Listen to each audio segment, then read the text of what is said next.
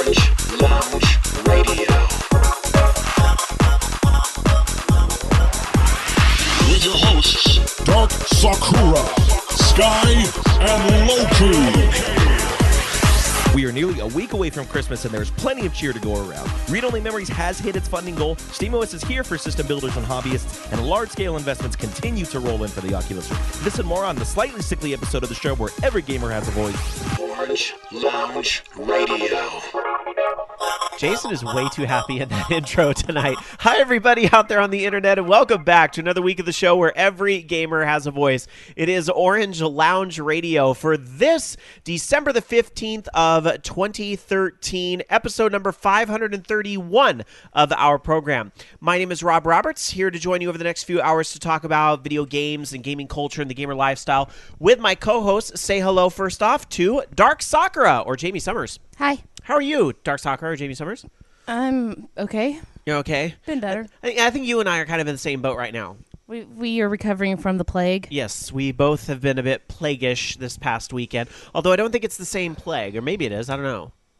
But I don't think I gave you cooties. I don't think you gave me cooties. I wasn't very, very sick. Mm-hmm. But I've just been tired and worn down. So. Well, as I think one of the emails we'll get into later, there's like a VOG plague going around because I think Jess from Understation Live has something that she gave to Alan. Alan gave it to me, or maybe Alan gave it to Jess. I don't know. I got it from Becky. Did you?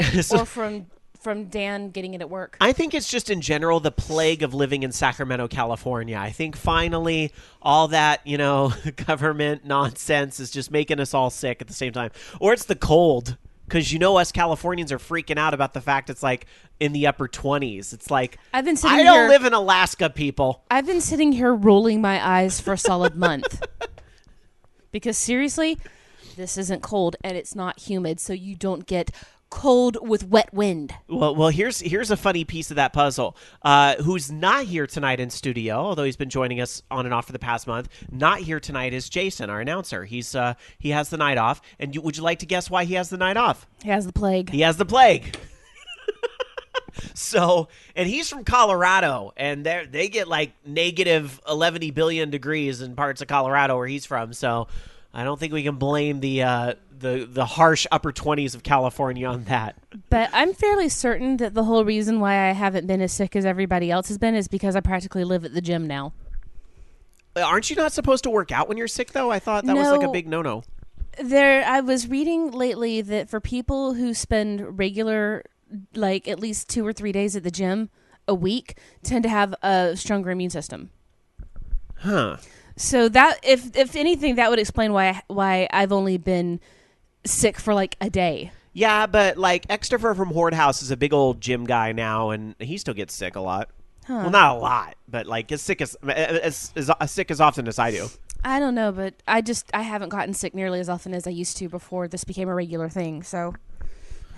All right. We'll also say hello to Tech Master Loki is here tonight. Hello. How you doing, Loki? I'm here. Well, you don't have the plague. No, I don't have the plague. But if people were following along with previous editions of the show, you had wisdom teeth surgery this week. Yeah, that was fun. But you're here. Yes. So you made a quick recovery. Yeah. Yeah, what day did you have your wisdom teeth out? Thursday. So, and you're here, this is only like 3 days later. See, it's so different for different people. Like, some people are better, like, the next day, can, like, go right back to work. Some people are out for, like, 2 weeks. Yeah, the other thing 2 weeks. Oh, yeah, weren't you one of the ones that was out for, like, a freaking, like, 2 months or something insane? 4 months. Oh, my God. What happened? The holes never filled in on the bottom teeth. Ew. So I basically had swelling and bruising for at least 2 of those months. And then the pain did. I was on antibiotics I was on 5 different antibiotics. Was that pre-OLR, though? Because I don't remember that affecting the show. The show's been on too long. All right, sorry. Loki's... Around 2004. Oh, then I guess we would have had the show. Loki's moment. Sorry. No, I saw the swelling, and I can't really chew food. I mean, I can sort of chew food. Like, I've been slowly getting into more solid stuff, because before it was smoothies and soup, and that's it. So today I tried to do French fries from McDonald's, and it sort of works. I guess. It sort of works. You're making it work. I guess. And then Yeah, so I'm not like pain medication. I'm not really taking any unless sometimes during the night, just because it makes the feeling of the swelling go down. Like right now, like today, I don't feel as swollen, but it feels like it's all swollen on the inside. Like, because sometimes like if I sleep on my side or something like that, it feels like I like bite my cheek or something. Yeah, and so I kind of get that feeling right now. Yeah. I already had one of the stitches come out, so. Ooh. I was like, sitting there talking. I was like, what is this? There's a string here. And it's like, Ew. Okay. Exactly. Let's not get too detailed. We want people to keep listening for when we Yeah. get to the video game talk. But I'm glad to see you're doing much better. It looks like you're one of those people that made a quick recovery, so good for you. Apparently, I metabolize the anesthesia medicine really fast, too. Yeah, I was going to say, what happened to the Loki goes to the dentist or whatever video that was going to be planned? I What wasn't happened? really out of it, I mean, I was a little, like, tired and stuff, like, at first, because they gave me Valium to take before I went there, which is good, because, like, I have, like, all sorts of unnecessary phobias about, like, all sorts of, surgical, probably because I haven't really done any of that stuff. I've never had any experience with, like, having surgery or being put under, or, I don't really go to the doctor that often, so, I get a little nervous around needles and stuff. I just don't like it. I mean, I know that there's no real danger to it, and it's just, but it still makes me uneasy. But the Valium helped, so They wouldn't let me stay awake and listen to them. well, the Valium helped, and then they, they were gonna put in the IV, and I just didn't want to watch that because I was like, no thanks. So I closed my eyes, and they gave me the oxygen, and then that's the last I remember. But then, I did feel them doing stuff, but not necessarily anything painful. I just felt them doing stuff in my mouth, like, I don't know, work. Ugh. Oh, I'm so glad that shit knocks me the hell out. And then I woke up, and they're all trying to, like, to help me out, help me sit down. I'm like, no, I'm not dizzy. I can walk just fine. That's not a problem. And so we went out to the car. I'm like, I'm not really, I'm tired, but I'm not really dizzy or anything. Bummer. So yeah, unfortunately, I wasn't loopy. Nelly said I said weird things, but all of those were intentional weird I know, things. you always say weird things. I was making bad jokes, and that she's like, well, you said this joke. I'm like, yeah, but I remember saying that, and I meant that on purpose. So that's not just me saying weird things.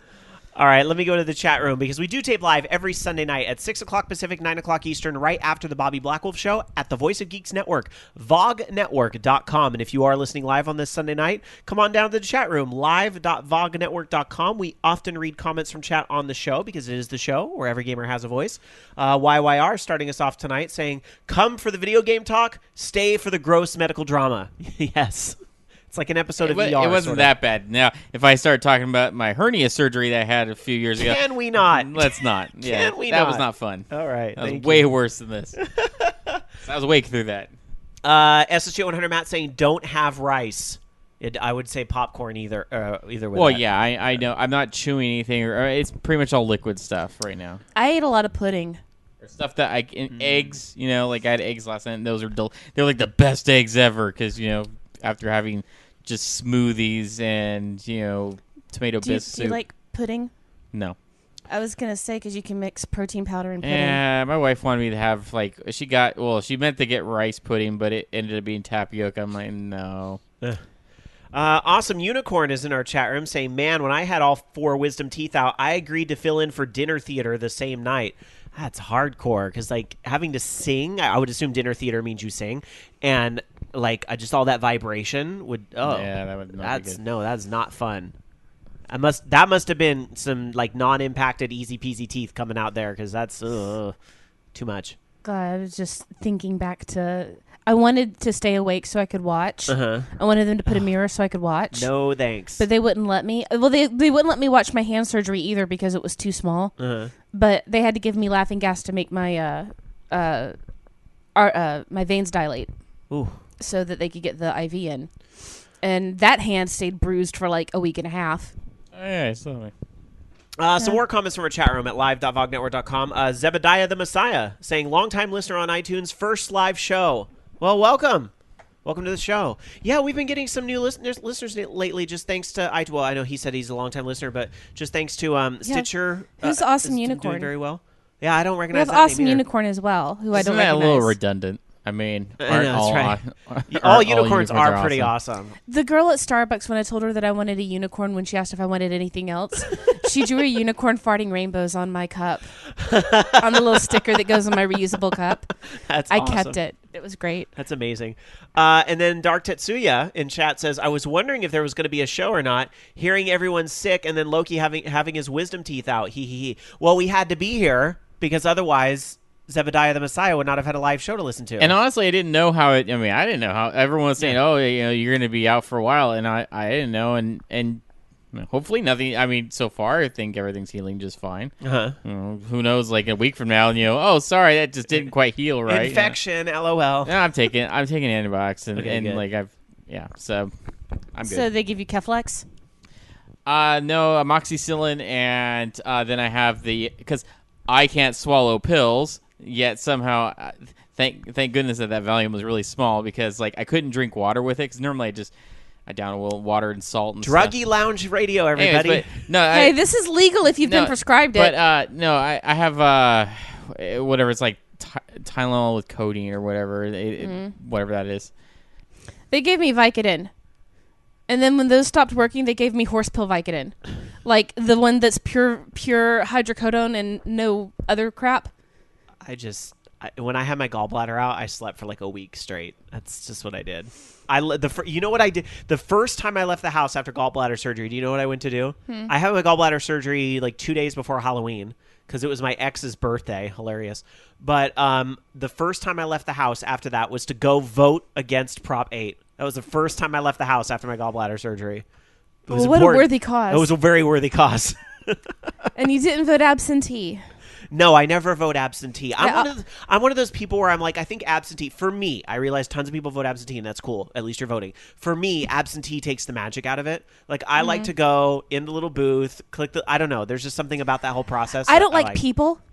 So I vote. Which is fine. I take my absentee. Well, the voting place is actually, I could walk there in 5 minutes. Yeah. So I fill out my absentee ballot at home with the internet in front of me, and then I go take it and drop it off. Oh, okay. That works. So I've gone to the place, but I like voted. You're turning in your homework. But I voted in a very comfortable manner. There you go. All right. Anyhow, before we get into argument weeks and the things we've been playing this week, some other topics here at the top of the show. I don't have a whole lot in regards to kickoff topics, but we are entering the holiday period. Although we here at OLR, as far as I know, we're going to be doing shows every Sunday. We're not taking any time off for the holidays because everybody kind of lucks out this year with Christmas and New Year's being on, Wednesdays? I think Christmas and New Year's are both on Wednesday this year. Like, Sunday happens to be like the 29th, and so, whatever. We'll be here those days. None of us are traveling anywhere major. So we will be here through the holidays. But since, we're starting to kind of ramp up toward that season, I don't know about you guys, but I'm going to have a lot of time off where I'm doing nothing for like a week and a half at least. Are you guys going to be catching up on any games, or do you have any gaming plans through the holidays, like a wish list of things you got to get through in the next month? Well, I still have to beat Skullgirls with everybody, which I just started it last night and beat it with Parasol. Well, not last night, but the other day.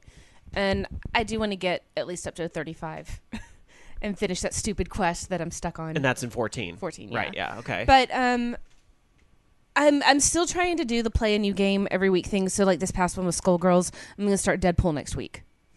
So there you go. All right, so that's my goal, is just to do something different. One new game a week. I like that. And then we might they'll be going to Washington later. So. Oh, good luck. Yeah. Snowpocalypse. Get lots of pictures of the snow on the way up there. I will say thank you very much, Loki, before the show. I hope you don't mind me saying this on the air, but Loki gave some Christmas presents out before the show. I got a Steam gift card from Loki, and I believe Dark Soccer got one as well. I did. So I'm armed and ready for the winter sale.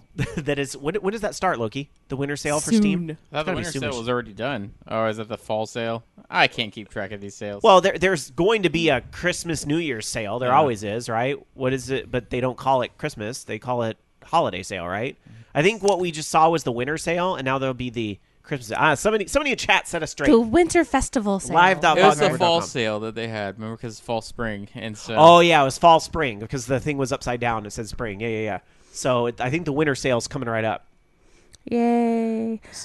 Go ahead. No, just saying yay. Oh yay! Yay sales. Loki, what about your projects? You love to start projects that you never finish. How's that tablet going? Actually, because I was actually thinking about that the other day, because I got some more stuff for that. Originally, I was going to use, it's similar to how they did like the cross-plane thing where they had individual circuit boards for each controller, and it would have hooked up kind of like almost like a cartridge that you could plug in. So I bought a Sonic 2 and Sonic and Knuckles Genesis thing. I was going to rip the whole thing apart and use the, connectors on there for that.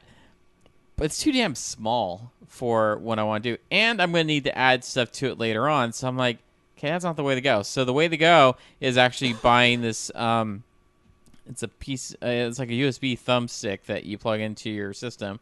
It's, I forget what they call it now, but it's basically allows you to use almost any controller on any system, including keyboard, mouse on, Xbox 360, PlayStation 3, Xbox One, PC, and it just works. You can do that. So that simplifies wiring everything a lot more than it was before, because now I don't have to worry about having to switch between multiple different systems, and I can just wire up one controller to it and then just run it through that, and it would work on multiple systems instead of having to do all this stuff. But no, I'm still consciously working on all that stuff. I just have to get the parts and figure out feasibility and stuff to get it working. Mainly right now is I'm trying to figure out how to make the actual case for all of it, because that's going to be difficult since I've never done vacuum forming before, and I have to design the case.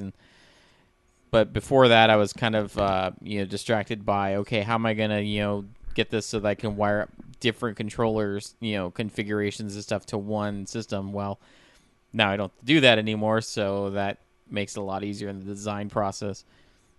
But I'm still going to make it eventually. So what's your plan because I know you probably have a little time off of work. What's your plan I during don't have that? any time off of work. Oh, Well, I mean, like the days, but... the days of, yeah. Oh. I mean, I will have time off of work a few weeks after that, but... Well, that's for the baby, so...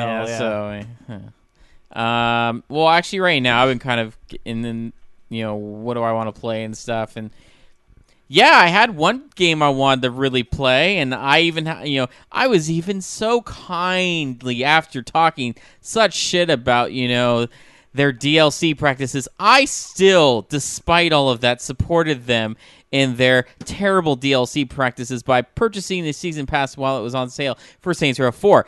My reward for that was, fuck you, your save isn't gonna fucking work anymore, you fucker. So that was my thanks.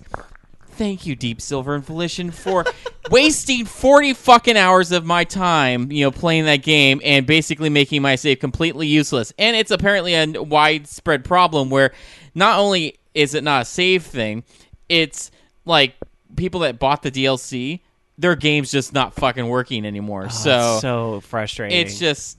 Thanks a lot. Because I was like, you know what? I just want to play something stupid today. I just want to play, some Saints Row. After losing 40 hours in a game, like, how would you have the motivation to play again? I'm going to cheat like a motherfucker is how I would do that. But see, that's the thing, though. It's like, I don't even want to grind through, even cheating like crazy to make it super easy so I can just get through all of it fast. I don't even want to do that. Why should I even put myself through the effort to, play this game when it's so obviously broken that I can't do it, and it's not going to be worth it for these DLC missions, which, let me be honest, they're probably about 30 minutes long each if I'm lucky, and so I just don't know if I want to do it. Yeah, I would like to go back and do it, but I wish my save would work just fine, because I don't know. It was fun, and it's definitely not mods, because I've uninstalled and I deleted the whole game off my computer, re-downloaded everything. No mods are in there. It still fucking doesn't work. So it's just something with their game, and it's disappointing. All right, but I don't know. I try to figure something else to play. For me, I kind of want to do the Jamie thing and try to do some new games, although with Final Fantasy XIV getting a patch this week, I'm obviously going to dump a lot of my time into that, but I'm trying not to spend my entire vacation because my work actually shuts down between Christmas and New Year's. Like, we have to take the time off, so I have lots of time off to do very little because, my family doesn't do an awful lot hang of the out with holidays. me. we can absolutely hang out and do, stuff. Go to IKEA every day. Every day. Well, things should hopefully slow down, a couple days after Christmas, which is that, the period that I've got all this time and nothing to do. I might finally crack and get the PlayStation 4 because the finances are looking pretty good now. So this might be the time I finally do that. Well, and I understand if you're still hesitant about picking up the PlayStation 4 because there aren't a lot of games out there. There is one game that's on current gen systems that would take up a good portion of your time. Let me guess. Does it start with Grand and end with 5? Yes, it does. It's Grand Theft Auto 5. Actually, I was looking to see if it was on sale at Target when I was there Amazon, the other day. $39.99. Is it? I might jump on that. I really might jump on that. We just put out the level creator today or this week, so nice. I got working on that a little bit. By the way, you know what I saw 5 of at Target in Roseville last night? Xbox Ones. Yeah, I saw there were plenty at the ones here in East Sac too. Dan's like, you want to get one? I'm like, lol, no. I'm kind of surprised you guys don't. I mean, it's kind of one of the you'll get one eventually, and maybe it does have Killer Instinct. Don't care. All right. Just saying. Knocking the system, it's just like there's not a lot that I would play on it. Even like the PlayStation 4, like either of the systems, there's not a lot I would really. We have no reason to look at either right now. I really don't need a PlayStation 4 right now, but knowing that after seeing the Final Fantasy 14 footage with the remote play, I'm like, oh god, at least you know a date now. Yeah, I mean, exactly. And by the way, we just picked up Star Fox 3DS. Nice. Last night because we had coupons, and Dan's all over that one. So it's like we've got plenty to play right now. And Dan has a villager in Normandy. You can go run by his tent now that Normandy is open. The other big games I have to beat are Mario 3D World and Zelda Link Between Two Worlds because I do love both those games a lot. Some probably in my best of the year for sure, but I keep getting distracted with all these other games I'm trying to play too. So I definitely want to play those games and beat them. Probably inevitably during the winter sale, BioShock Infinite will be on sale, and I can finally play and beat that. And then I'm hoping I can get. I think it's still on sale now. It's been like dirt cheap, like $10. I bought mine ages ago for dirt cheap. I'm hoping I can get The Last of Us and Beyond Two Souls from the rental company over the holidays as well. That would be fantastic. Or Zelda Wind Waker's on my list too because I got to catch up with that.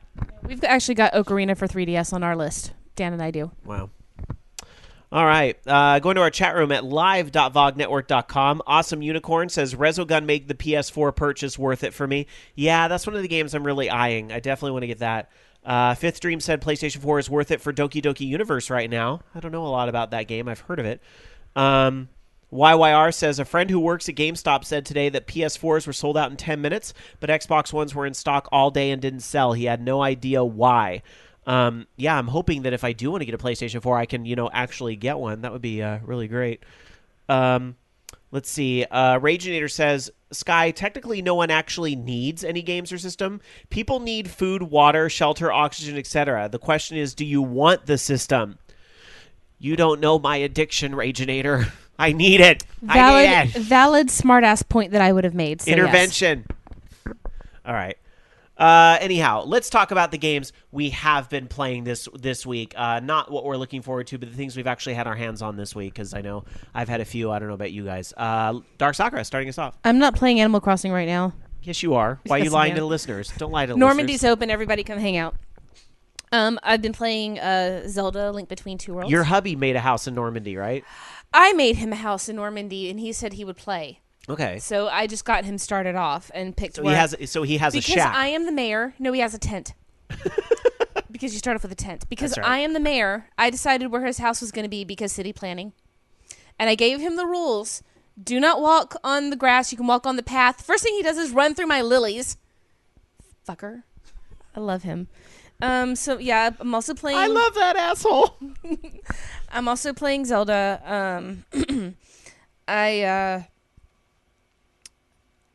What else did I play? I played Skullgirls, which I really like, and finally got to. For some reason, it doesn't work very well with the Capcom fighting controller, but it works just fine with the regular Xbox 360 controller, so that's what I'm using.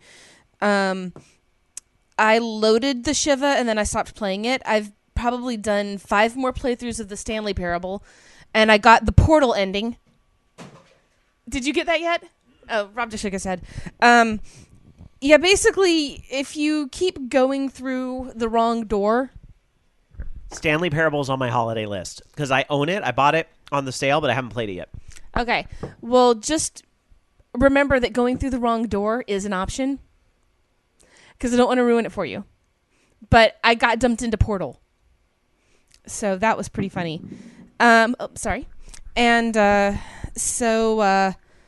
else did I play? Because I played other stuff too. I tried to play more Bust a Move Universe. It really is not very good. I want to like it so much because playing it on my phone is freaking awesome, but playing it on the 3DS is not awesome. It's not awesome. And then, I've been playing a lot of Bejeweled on my phone because that's my I really need to get sleepy game. And I like the music in that game. I can't help it. It does kind of have like new agey Philip Glass type of soundtrack to it. I love Philip Glass, but Yeah. but the one on the phone, it's like this epic type music. Oh, okay. It's kind of almost like whenever you see ancient Mesopotamia, that type of music, like you're watching Ben-Hur or something. Epic movie trailer of epicness. Epic. Yeah. It's epic. And then I played more of Fractal. Do you have Fractal? No. Okay, I'm getting you Fractal, Sweet. and you're going to live with it. Sweet. Fractal is a great game. Free games rule. So I'm ruining one of your presents. Do you have Fractal yet? You need to play Fractal. Fractal, I probably do. Let me see. Fractal is like the best puzzle game in the universe. It makes me super happy. By the way, for anyone who just showed up, Normandy's open. Okay, that's probably about it, because I didn't play any Final Fantasy this week. I played last week, which is how I got harassed for my name. It's like... And everybody go on the VOG website and read my article. All Damn right. it. There you go. Loki, how was your gaming week? I played Grand Theft Auto Online. I ended up in a lobby with, I guess, a modder or hacker or whatever you want to call him. Whatever the case may be, I ended up level 40 and I have $13 million now, so that ain't bad.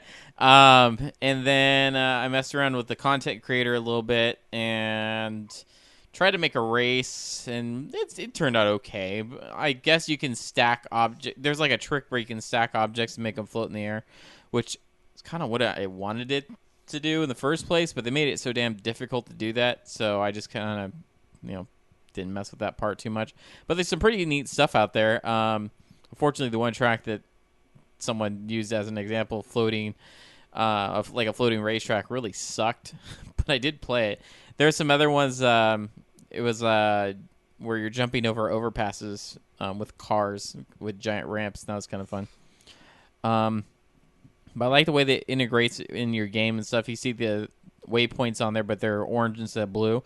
And you can go on, Social Club and basically bookmark any stuff that you like on there, and it will show up in your game, and you can play it and do all sorts of fun stuff. So right now they have just the race and deathmatch creator, but I guess more stuff's coming out later on. And then what else did I play this week? Oh, some other strange stuff for a little unusual, I guess, for me. So we were bored, and I was trying to occupy Josh, so I tried to get him to play Wii Sports. That didn't work because he didn't want to play it. He wanted to watch me play it, so I showed him bowling. So I played a little Wii Sports this week. And also played a little bit of Rabbids Go Home. He thought that game was a little bit funnier because, the rabbits are being stupid and gathering trash. And he still didn't understand. Those games are kind of made for kids, too. Yeah, exactly. He didn't understand why, the rabbit was screaming at people and their clothes were falling off and they were collecting clothes. And he was worrying that their shopping cart was going to tip over because it was stacked really tall with all sorts of weird things.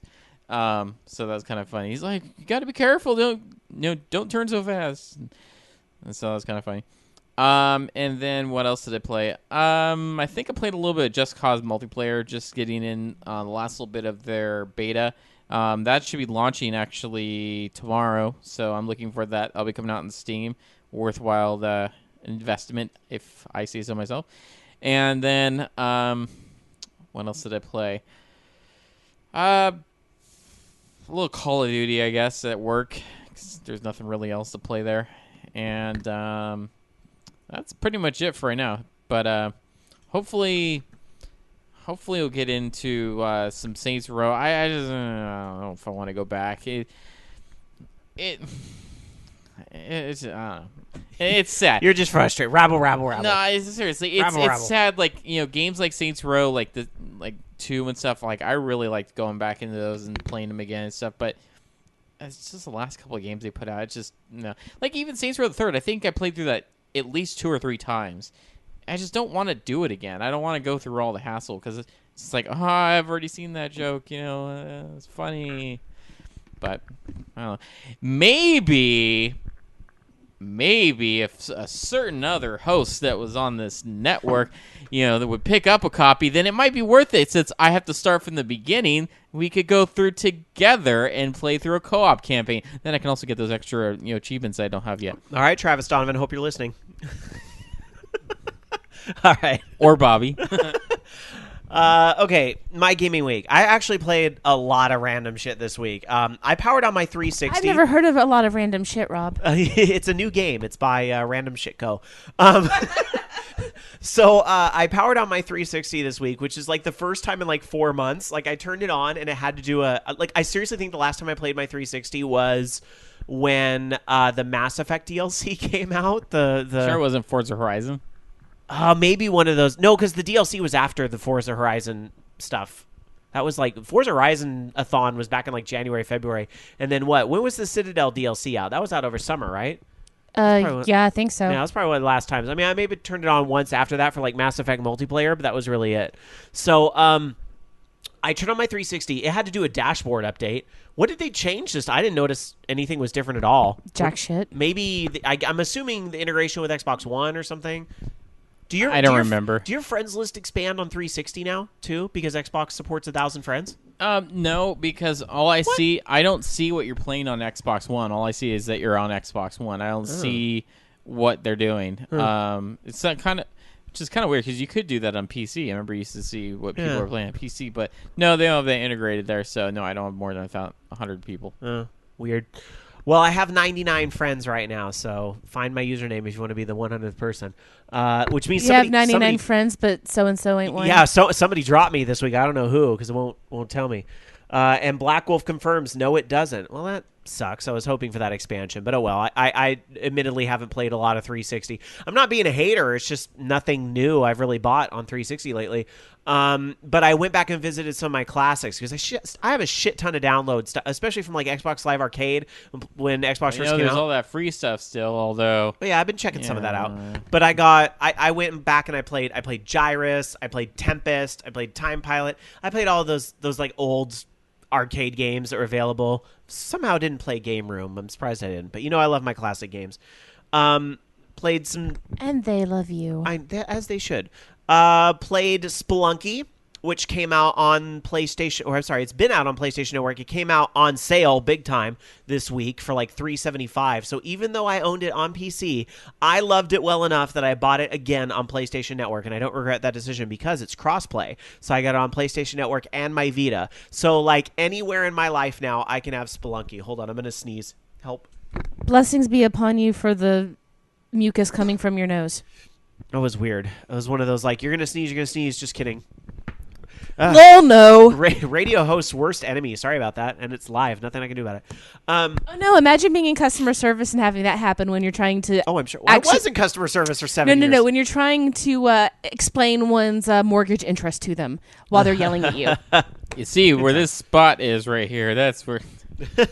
Anyway, let's see. So I was playing Spelunky on now PlayStation Network, which, literally it is the exact same game as it is on PC, so there's not a lot I can report on. I did play it on Vita. It looks great, although it's so tiny and it's hard to read things, but it worked well enough, so I'm cool with that.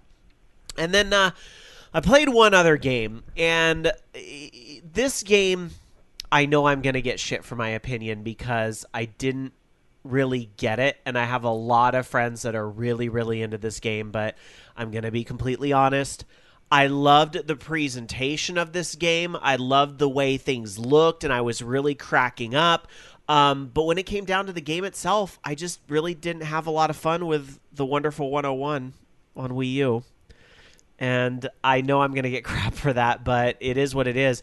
when I first started playing it, I was like, oh, this game is really funny. Like, and you kind of expect that from Platinum Games. With Bayonetta was over the top hilariousness, and there's a lot of that stuff in Wonderful 101 as well. So I was like really into it. But then when I actually played the game, I was kind of really getting frustrated with stuff.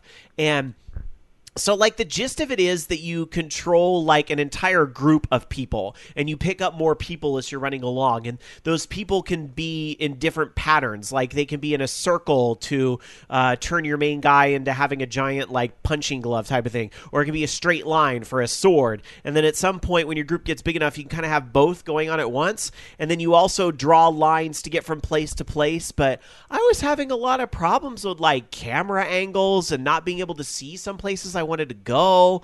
And like, there's this one part of the game where everybody gets under a giant football helmet. Well, that football helmet was taking up like the entirety of the screen. I couldn't even see where I was going, so I had no idea what was going on. So it's just like weird little quirks like that were just weird to me. And again, like trying to like find some things I was supposed to be doing, like it wasn't very intuitive. And I guess the game is supposed to be very challenging, which, I can respect it for that, but it was a lot of just kind of slash like a Teenage Mutant Ninja Turtles arcade game with this interesting mechanic. So mash and slash and hope you get it right? Yeah, kind of. That's what I felt when I was playing the game. And so I feel kind of bad for razzing it because, again, it had a great setup and everything was in this really cool like package and the presentation was awesome and it looked great. But yeah, when the game itself, I just didn't really have fun with it. So I don't know. I feel like this is one of those games that if I revisit it in a month or two, maybe I'll enjoy it again. But I didn't really care for it. Well, you are entitled to your opinion. I am, and I know I'm going to get emails telling me I'm wrong. But whatever. I thought it looked like Pikmin. I mean, I don't know. Not really. Like beautiful Pikmin. No. No, it's not. All right. So that was really it for my gaming week. So I might try to get into that game like one more time. Keep in mind, that was the game I played when I was sick. So that could have been like kind of... But I'll try it one more time after I feel better. And if I still don't care for it, I'm probably going to send that one on back and get something else. But anyway, that's really it for my gaming week. So anybody else? Pizza. Pizza. You bringing me pizza? No. All right. Let's see. Some quick housekeeping. By the way, you better bring out your DS so that I can get the last piece of the puzzle I need for the Rhythm Heaven. Your thing hasn't puzzle. Street Pass with me yet? No. Should have. Huh, weird. No. Okay, so don't forget to follow us on Twitter, twitter.com/OLR, and we're also on Facebook, facebook.com/Orange Lounge Radio, and Google+, google.com/+Orange Lounge Radio. And as far as shows off over the next few weeks, we don't have any planned. We will be here Sundays through the holidays. So thank you for tuning in and being here for those shows. A couple other quick things I should mention. I haven't given this enough coverage on the show, but I do want to make sure you guys know that over at VogNetwork.com, there are monthly raffles we're doing now, and every time you get a point on the site, you get an entry into the raffle, but you do have to opt into the raffle. You're not just entered by default. So you actually need to go to VogNetwork.com, click on raffles, and actually enter the raffle. This month, we are giving away a $20 gift card to an online source of your choice, meaning I think the options are Xbox, PlayStation, Steam, Wii U, and regular Wii, because those are still separate. And then I know iTunes is in there, too, for people who don't even have any gaming consoles whatsoever. Google Play, probably. I don't think Google Play was one of the options, but it probably should be.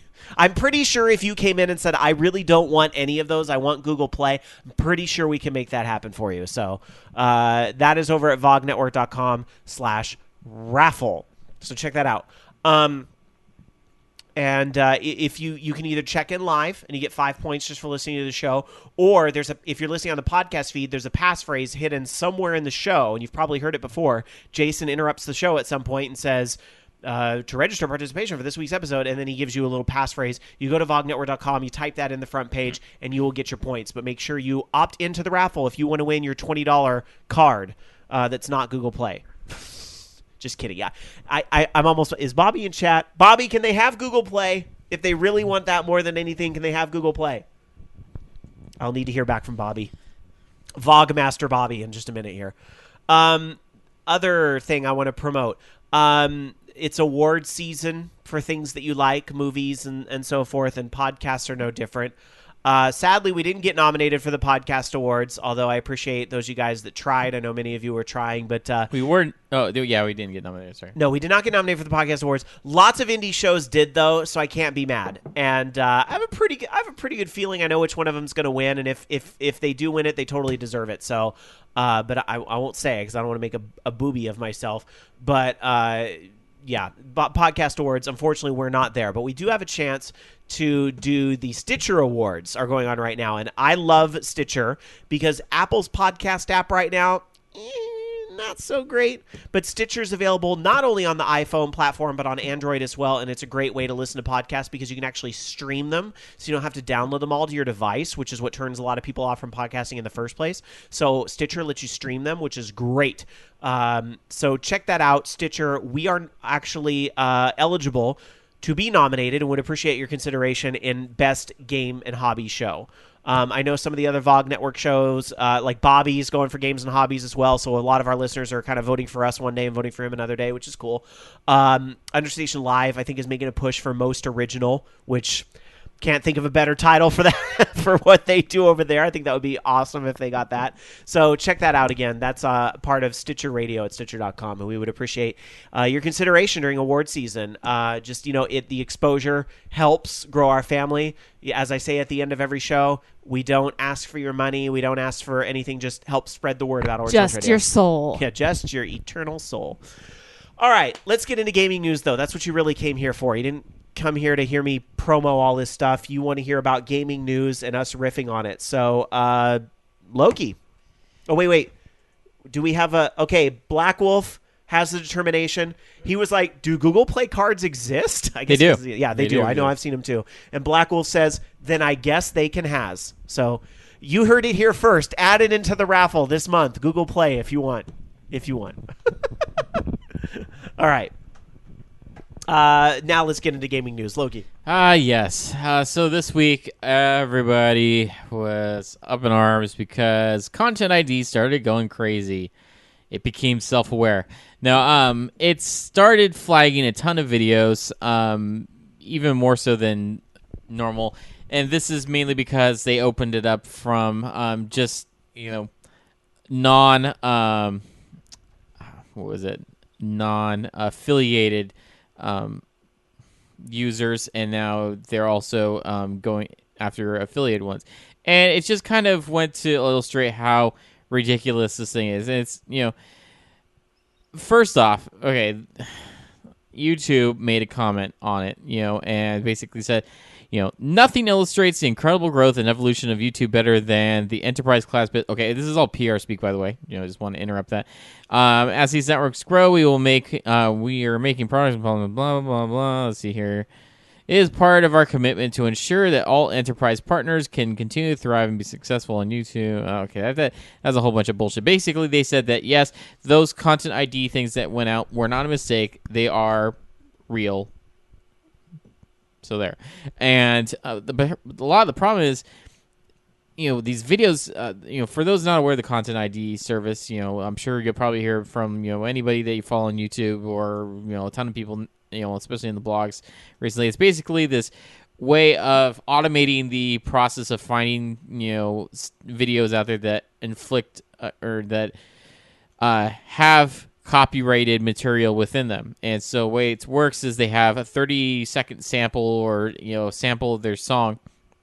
I think it's like the first 30 seconds and or video, and it can be submitted to the service, and it basically checks the waveforms or whatever to see if they match this ID. Think of it like an MD5 tag or something like that. It checks to make sure that this is what this is. And then it's, just to give some perspective, some of our videos on the Orange Lounge Radio YouTube account have been flagged like old videos, like things I don't really care about, that were us playing DDR at E3, and like the song that's being played in DDR content matches. So even though we're filming off it, because E3 is loud and has that background noise, and even though we're filming off the TV, it's still content matches, which, whatever, like I really don't care. I mean, to be fair, we were showing video of someone else's game. I'm not trying to really like monetize that or whatever, but it's just kind of one of those eye roll things, Yeah.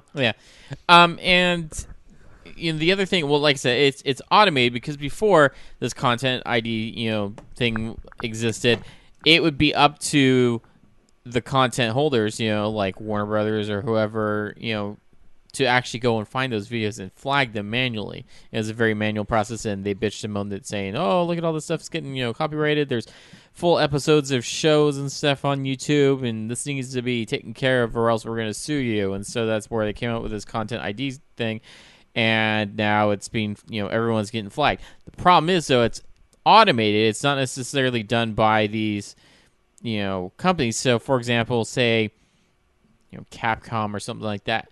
Sure, they probably have their materials in there because they don't want, someone infringing upon that stuff. But they may be okay with you putting that stuff in there. Which Capcom is. Yeah, which they are. Yeah. And so there's still, you have to go through the whole process of, basically contesting it, and then, it gets sent to the Capcom or their, legal team, and they have to either say, yes, we agree this is an error, or no, this really is infringing and stuff, and it can lead to copyright flags and or copyright strikes. 3 strikes, and of course you're gone. Your videos are gone, and you're not going to be using that YouTube account anymore to make money. So it's really annoying, and I know personally I've had to deal with some of this stuff. I had a video that I made that was just some tutorial for Grand Theft Auto map editing and stuff, and I didn't have any music in the background, but there's no audio there, so YouTube said hey, here's some pre-approved tracks that you can use, and so using their own service, I picked one of those tracks. Got flagged from that. I'm like, dude, what the hell? I'm like, this is music you said I can use in my video, and now you're saying that nope, sorry. So I just removed the audio from that because obviously that wasn't the important part of it. But it's so ridiculous, how they've gone about it. And there's stuff that people that don't even own the copyrights to are claiming, as Bobby mentioned, 4 Gamer movie is targeting stuff for Metro Last Light because they put one of their, I guess, Let's Play videos or something through this. Somehow they were able to submit that as their own. I have this really irritates the piss out of me, that what's going on with that, where other people are putting in their content ID and it's not even stuff that they really own. That's what needs to be come down hard on. These companies, I said hard on, these companies that put in these content claims for things they don't really own. That needs to stop, and YouTube needs to come down hard and fast on that, but they won't. And no. That's going to be this is going to be a very interesting turning point, because you've got a lot of very angry people about this, because there's people that make their living off of YouTube videos, and as much as you might want to say get a real job or things like that, video editing is a bitch. There's a reason I don't really like to put OLR on video, and I'm very thankful to our own VXJaceNXV, because he's the sucker that signed up and said, sure, I'll edit the videos to put it up on YouTube or whatever. So thank you, Jason, because ain't nobody got time for that as far as I'm concerned. I got other things I want to do. It's such a pain to edit video. So these people that do edit video and do work on it, you know what? If you're going to watch it... I think the author can make a 1/10 of a cent or whatever they get from the ad that shows in the beginning. A lot of the people who have been making their money that way, Classic Game Room, I think the Cinemassacre stuff, they've already left YouTube for other places. And SF Debris, I think, went to Vimeo or this other one. I don't think Vimeo allows gaming content. No, not gaming. It's not for gaming. Oh, okay. It was the guy who does the Star Trek and Doctor Who reviews. Probably. I think he went to Vimeo or he went to one other one, but he's been off of YouTube for a while now. It's not good, though, because, we're talking about the gaming portion of it, but I'm sure that not just gaming's affected by it. A ton of people are affected by it, especially just all sorts of content producers, and that's not good. It's not sending them a good message. It's basically saying and it's bad enough that once they do, content ID you or whatever, they flag your video, you're not making revenue on that video anymore. The person, whoever flagged it, they just assume that whatever, they're making money off of it. Nintendo does that. They're so generous, and they they allow you to keep your video up so that they can make money off of it. I mean, it's just ridiculous. I monetize the videos on my channel, Rob Roberts Plays. I sign up for the monetization and whatever, and I realize it's kind of shaky ground with copyright because I am playing other people's games, but they're old games. I like to think I'm kind of educating and bringing light to it, whatever. But the amount of money, trust me, the amount of money is ridiculous. That's the thing, is I also don't have any disillusions that I'm going to make a shit ton of money off this and quit my job. No, that's not going to happen, and I'm totally fine with that. But it's the kind of thing where I'm like, hey, if maybe one of the videos were to end up going viral and I can get money to afford a new microphone, then great. We do spend money out of our own pockets to do this show and VOG and all that. If I told you how much I spend my own money on this shit, you'd probably be surprised. That's okay. I'm not trying to gild anybody. That's my hobby. A lot of people spend money on their hobbies. If your hobby is remote control car racing, you probably drop a lot of money into that. Yes, Stan does. So right? So that's what I'm saying. This is my hobby. I drop money into it. That's fine. And the same with pinball. If I can recoup a little bit of that, then great.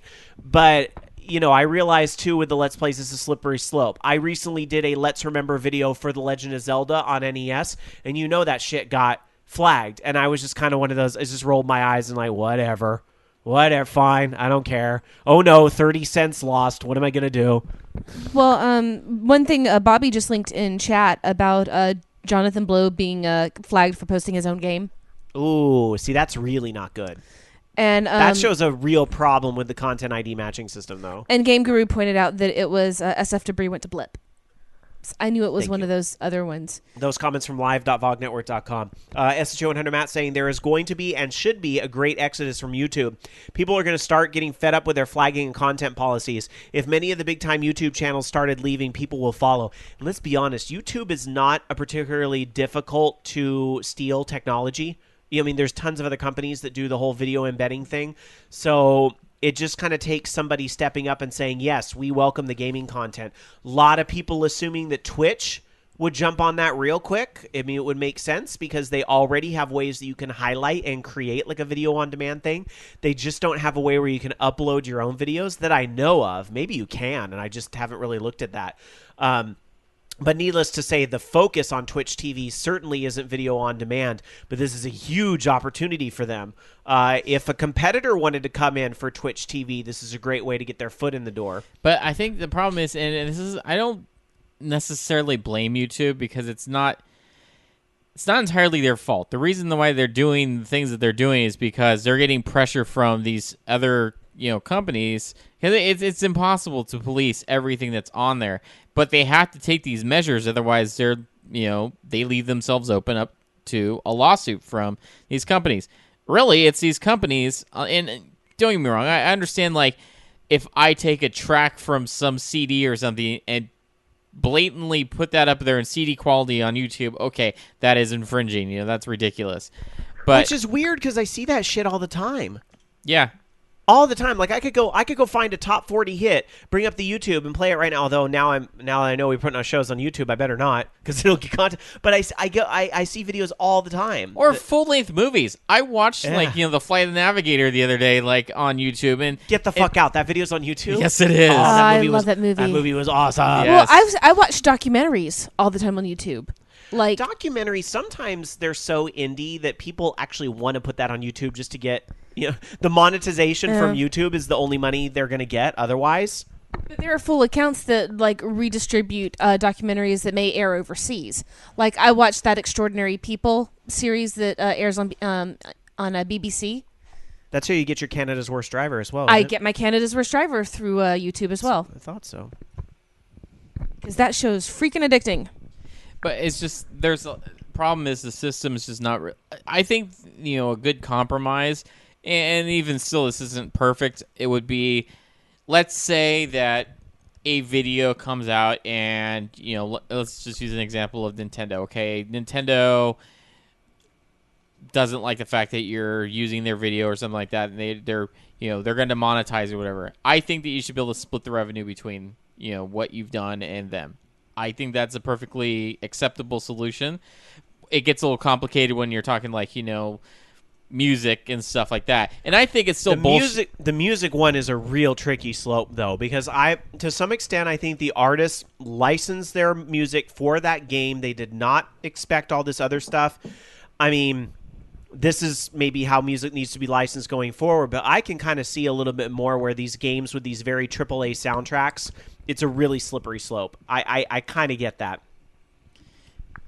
The other thing I was gonna say is, just because a lot of these companies and I don't necessarily, like I said, I don't blame those companies, because a lot of them were like, dude, we don't know what's going on either. I mean, we just, started hearing about this. Let us know if your video got flagged, and or go ahead and object to it, and we'll go ahead and flag it and let it go through and stuff. We want you to have that stuff out there, but I was gonna say there are lists out there too of actual games that people will let you play, and they want you to play at different publishers. Yeah, and there's a lot of the MMOs, there's Blizzard games. Yeah, there's a Wikia, for example, Wikia called Let's Play List.wikia.com, and they even have a whole hashtag on Twitter, who Let's Play. And those are all companies that will let you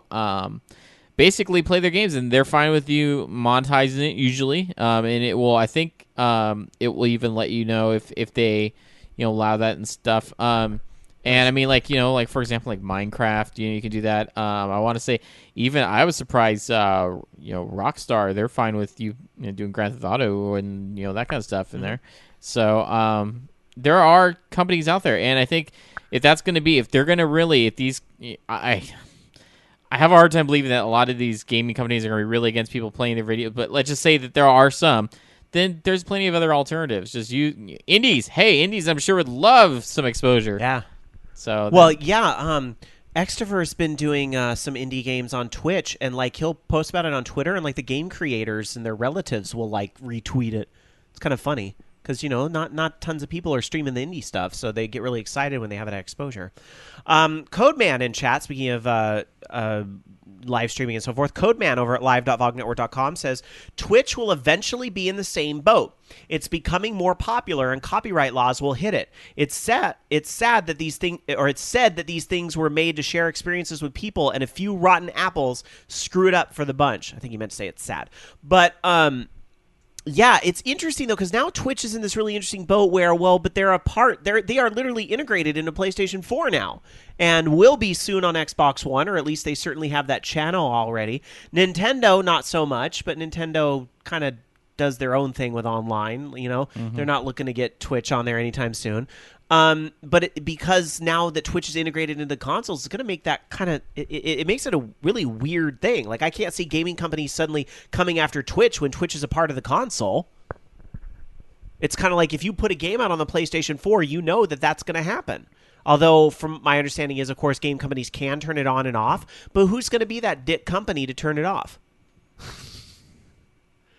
I don't think anybody's in a rush to be the first to have that notorious distinction of you can't stream it on PlayStation 4. Granted, I guess Playroom's already in that boat, but for other reasons completely. Yeah. So, anything else on the YouTube dramas you want to share, Loki? No, I'm just more interested to see how this is gonna fall out. I guess see the reaction, because it only happened late last week, and I don't know if we've really heard a lot from publishers, and YouTube's kind of said their thing, but I don't know. It'd be interesting to see what steps are going to be taken, if people are planning on moving elsewhere, or what's going to happen. Speaking of PlayStation 4 streaming, Black Wolf says, I believe NBA 2K14 turns off the sound on the streams and captures, so it's all silent, and that probably has to do with because a game like that's got a huge soundtrack behind it. Those EA Sports games always do, so that wouldn't surprise me. But you'd think that they would still be able to do game audio, not necessarily. Yeah, the game audio you think would be there. Yeah. I don't know. All right. Anyhow, going to another story. Completely switching really, gears here. what they should do, and this is the appropriate solution for NBA 2K14, is to really just substitute all the music in the game with Space Jam. That just Space Jam the entire time. That would be the perfect solution. Or I believe I Ready can for the fly. Space Jam. Huh? Or I believe I can fly. Amazing. All right. Moving on to some games that won't be showing up on PlayStation 4. They probably won't show up anywhere. It's 38 Studios, the big studio that went bankrupt. You know, that was the one that the baseball player guy owned, and then they made Kingdoms of Amalur, and then they shut down, and it left the state of Rhode Island with a big debt because Rhode Island had helped them out. Well, the auction happened this week to sell off some of their IPs and the trademarks and so forth, and get this. No buyer found for Project Copernicus, which was the MMO project they were working on. No buyer found for the sequel rights to Kingdoms of Amalur Reckoning. Nobody wanted to buy it. $1. Yeah, well, I think you have to have what they call a reasonable price. You have to be a reasonable. $2. I think I've got some peanuts too. 38 Studios had their own social media platform called Helios. No buyer. Intellectual property rights for Catan, no buyer. And the big, huge game engine, no buyer. Did they sell anything? Yes, they did. They sold a lot that included Rise of Nations and Rise of Legends, those games, and the associated intellectual properties. And then the other one that they sold was for the big, huge games trademark itself, which is kind of a catchy name for a game studio. So Catan would have been fun. yeah, kind I of. like Catan. Well, they already had Catan on. yeah, I know they did it. That it was for the rights for that. Yeah. But anyway, apparently there were, I guess, 5 parties that were actually participating in the auction, but over 20 parties had expressed interest. Anyhow, what did sell went for $320,000, which might not, sound too bad, but apparently Rhode Island's the debt they owe Rhode Island $100 million. So that's practically pennies on the debt that they actually owe. Ouch. Apparently, the state will continue to negotiate with interested parties to try to sell that which was unsold thus far. Yikes. Maybe So- the state of Rhode Island could turn into big, huge games. Just become Big a Island. Hire publisher. everyone in the state. Big Island Games. Why not? Big Island. Big, really? Yeah. Is it really an island? Not really. No. And its name wasn't really Rhode Island either. Rhode Island's short for its full name, which is oh god, I'm gonna make myself look stupid. Nerd. It's something. Rocky Rhode Island. No, it's Rhode Island and something plantations. That's okay. How about we just move on? Does that No, sound- because I don't want to look stupid here on OLR from not You're just knowing going my. on Wikipedia. I'm from California, all right.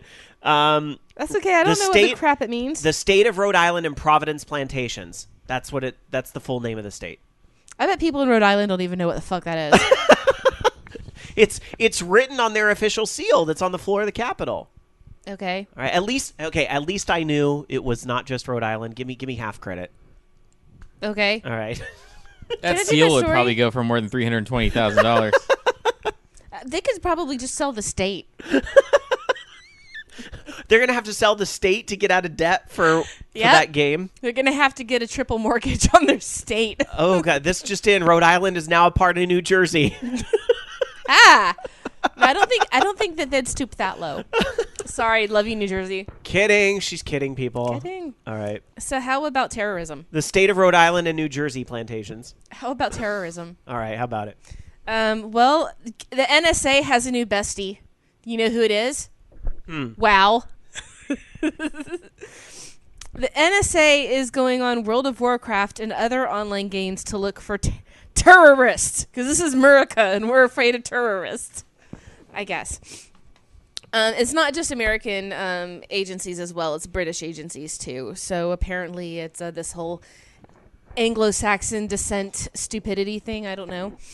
So they're the NSA and the government communications headquarters in the UK have been monitoring activity and harvesting data from World of Warcraft and Second Life, and apparently some other games that they're trying to see if they're, I guess, if terrorists are trying to fish for information through MMOs just by posing as a regular player. I think that's the dumbest thing I've ever heard of in my life. I think that our tax money could be spent on better things. And I want to know if they worked out anything with Blizzard to actually set that up or any of these other ones. No, I think Blizzard came out and said they didn't know. Yeah. First of all, I want to know why they think the average MMO player is going to be in on top secret government stuff. I mean, maybe they'll find someone who works at a base or something that happens to play World of Warcraft that has some clearance. Ooh, maybe that's what they're thinking. It just seems to me that they are really just picking where, at anything that they can. But they said that basically where they got the legal ability to do that was because of a 1981 executive order signed by Ronald Reagan. Not only did he ruin our economy, he also did that too. That gave it authority to collect the data. So privacy groups are basically, stepping in and what? He was a real forward thinker. He's all, and the ability to spy on World of Warcraft. I don't know what World of Warcraft is, but someday this will mean something. At any rate, and I'm just going to read this line in this article here from Computer World. In one document from around that time, the NSA talked about how it was able to gather information on user accounts, characters, and guilds related to known Islamic extremist groups by monitoring World of Warcraft. Really? I can't. Redditainment in our chat room at live.vognetwork.com says the NSA has no reason to believe that terrorists were communicating through WoW and other games. In summation, the NSA was monitoring these games because they can. Dungeon Buster says they're jumping on anything that you can use to talk or text to anyone. Zebediah the Messiah says they're trying to deflect from the fact that they are the terrorists. Well said, sir. Well said. Well, here's the thing. I think part of this is... ma'am. I think part of this is overblown. I'm going to be honest. I think part of this is overblown because I don't think the NSA was necessarily paying a whole bunch of people to sit around in cubicles and play World of Warcraft all day. I don't think that was quite what they were doing. Dream job. I know, right? Were they trying to hack into it? Possible. I think that's probably more what. How do we was going legitimize on. they our said gold they were farms? taking Trying to bug it, basically. data feeds and whatnot, Yes. and Yes. user logs. But at the same time, it wouldn't be Well, and out of the question that they would have people who are actually trying to communicate with groups that were flagged with a certain name. And don't hear me out here. Just because I'm saying it's not as bad as you think, I'm not saying it's appropriate because I kind of don't agree. Because it's well, what good did it do? What did we stop? And there's those people out there that are like, lol, let's do a controversial name for our guild. Yeah, we are, Pony Jihad or something. Yeah, there's tons of Good trolls. luck online. if they were, spying on Xbox Live, man. Everybody's a terrorist on there. Here's the thing, though. We've There's a heard difference between a terrorist and an asshole. we've heard of people that have committed hideous crimes that happen to be World of Warcraft players. It's an unfortunate coincidence, and I really hope I'm not misspeaking here, but I mean, there's unfortunately so many crappy people in the world, but I believe one of them recently was that horrible, horrible guy who did the stuff with the Sandy Hook Elementary and all that, Yeah. right? He I believe he was a WoW player. So the police went to Blizzard and subpoenaed every chat transcript that guy ever had. Because obviously the big question people want to know is, why the fuck did he do that? That question is not being answered, and not even the Warcraft transcripts, assumably that they subpoenaed, were able to answer that question. But my point is that they're able to get that information when they need it, when the police has it or whatever. But as far as prevention stuff goes, we're not seeing that anything was prevented. Well, and I'm pretty that sure guy did what he did. his chat log would be like, LFR sucks. It's probably not very interesting. Dots running out. Yeah.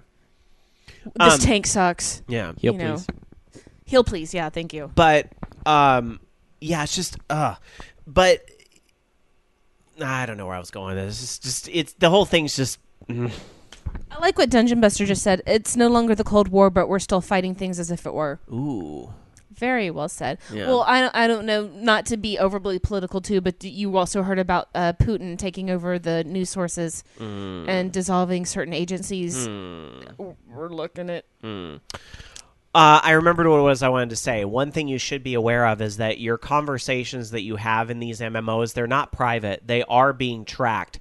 And if something ever happened to you or you did something, they will get the records and look at every chat you've had. And that could be, whether you were cybering with somebody or what.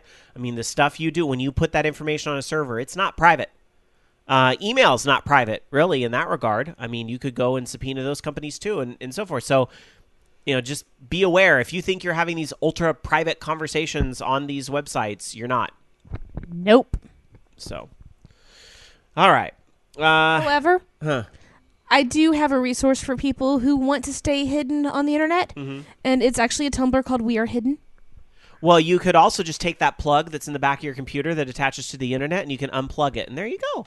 I'm just saying, for people who are paranoid about that, there's a resource out there. But if you're really wait, hold on, because if you're really paranoid about being on the internet, don't be on the internet. I'm just saying. Yeah. Do or don't. But with the world we live in today, you really can't not be on the internet and participate in modern society. Yeah. Well, yeah, I know, but don't have a Facebook. I know plenty of people that don't use Facebook or any of that stuff. So anyway, Facebook is its own can of worms. Indeed. Did you hear that thing this week? I don't even know if it's true or not, but that Facebook actually can see, like, if you type a status and you delete it, they still track like what you were gonna post. Like they were doing some type of weird like tracking thing behind the scenes. I swear I saw some article on that. Mine's going to be a lot of me bitching about people. Well, yeah, and I'm thinking like, wow, mine's going to be really awful. I write a lot of very angry things that I delete and don't post on Facebook. Like it's like a good little vent. So I need to go back to LiveJournal if that's the case. LiveJournal. Let's all go back to LiveJournal. LiveJournal's going to be like, what the hell are all these people? Oh, Facebook, right. Bobby Blackwolf, our pal in chat at live.vognetwork.com, says, sure, you can participate in modern society without the internet. Old people do it all the time. Even my mom. That's hardly modern society. My Bob. mom's on Twitter, for God's sake. Rob, I want to see what Ellen is tweeting about, Rob. How do I join the Twitters? I love your mom. All right. Let's move on. Loki. All right. So let's see. Let's talk a little bit about. I just lost. What happened here? Something moved. The NSA. Damn you, NSA. No, let's talk a little bit about SteamOS. That just came out. Well, at least they have the beta test out there. And they also shipped out those 300 Steam machines. Sadly, not to my house. I am disappointed. But yes, you can actually check it out if you don't have a Steam machine to test it out on. You can download it now. And, yeah. Of course, one of the things about the Steam OS is they're not trying to be a replacement for your own OS that you have right now, but it is a good, I guess, alternative for gaming or something. But check it out. And they even have those Steam machines that they sent out are pretty sweet, and they had came in like a wooden crate and everything. I'm so fucking disappointed that I didn't get one. So I could use a new computer. Yeah, I know. I was really sad I didn't get one either, but yeah, it is what it is. Have we heard anything about people that are actually using SteamOS? Because I know it's out there, but I'm not hearing a lot of reviews on it or anything, like how it works. Or I haven't heard anything yet. I guess a lot of people are just hesitant to use it because well, I'm not going to exactly overwrite Windows with SteamOS. So if you don't have a second computer for it, then what can you do? Well, not necessarily, because I think you can multi-boot into that stuff and do it that way. But I'm not really sure how. I haven't messed with Steam, or I haven't messed with Linux in a long time. The last time I tried to mess with Linux is when I heard that Linux would allow me to somehow mount the file system on some DDR disk. I don't remember what it was. Something had to do with Dance Dance Revolution hacking that. But yeah, that was that. All right. Well, I'm going to try to move on. For our live listeners, the podcasts only will hear this. Our live stream just dropped completely. We can't connect to our streaming server. So it's not even my internet because I still see IRC and everything, and everybody's freaking out, but I can't even connect to keep the show NSA going. shut us down. Apparently they did. Jamie, would you mind? We're going to flip the script a little bit. Would you go to your story next? I suppose I could do such a thing. While I try to fix what's going on here, even though I might be out of my control? Because it's Firefly. Hello. Firefly Online is going to be a thing, and it is launching in summer 2014 by developer QMX. And it's going to be on iOS and Android, but they are going to be expanding onto PC and Mac and may include other platforms. So there's not a lot of information out other than soon. And but basically it's going to be you get your ship, you get your crew, you have to keep them happy, you have to, trade, craft, collect, fly around the verse, and you also have a free-form flight simulator built into it. And they're basically saying that it's going to be, when you start off, you're basically going to be kind of another version of the Firefly crew. You play as a browncoat captain, and then you get other factions through later DLC releases. But it sounds kind of fun. I'm looking forward to it. I might play it because I love Firefly. It's the Joss. This is really cool news for those that were, because obviously that show had a huge cult to it, and people want to see it come back, and they want to see what the comics coming out too. Yeah, that's based after the movie. But I mean, what a nice way to kind of at least continue the story, because we all know the show can't come back. All those actors are on to new things. It's not going to happen. Well, isn't Morena Baccarin super pregnant right now? I think she's super pregnant right now. I think so. Yeah. Although her hair grew back. Oh. She had long hair in the last picture I saw. But I think this is a great way for people to, at least continue that. It's weird to me that an MMO for Firefly didn't happen sooner. I'm just wondering how well it's going to work on a phone. I mean, I suppose it would be okay, but I mean, just the managing your assets that way, maybe it would be easier on an iPad or a tablet, perhaps. Mm-hmm. But I mean, I'm definitely interested in it. There's for people who are Firefly fans. Why, you're nothing but Firefly pieces of pudding sitting on a plate. You're custard.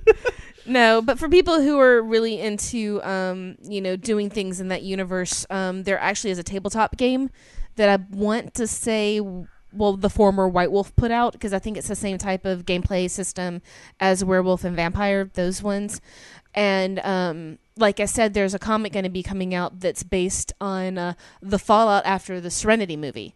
So it seems that universe is getting a lot of love lately. Well, you think the fact that the Avengers is doing well and all that helps kind of bump up Whedon's properties, or it's Joss? People who love Joss regardless.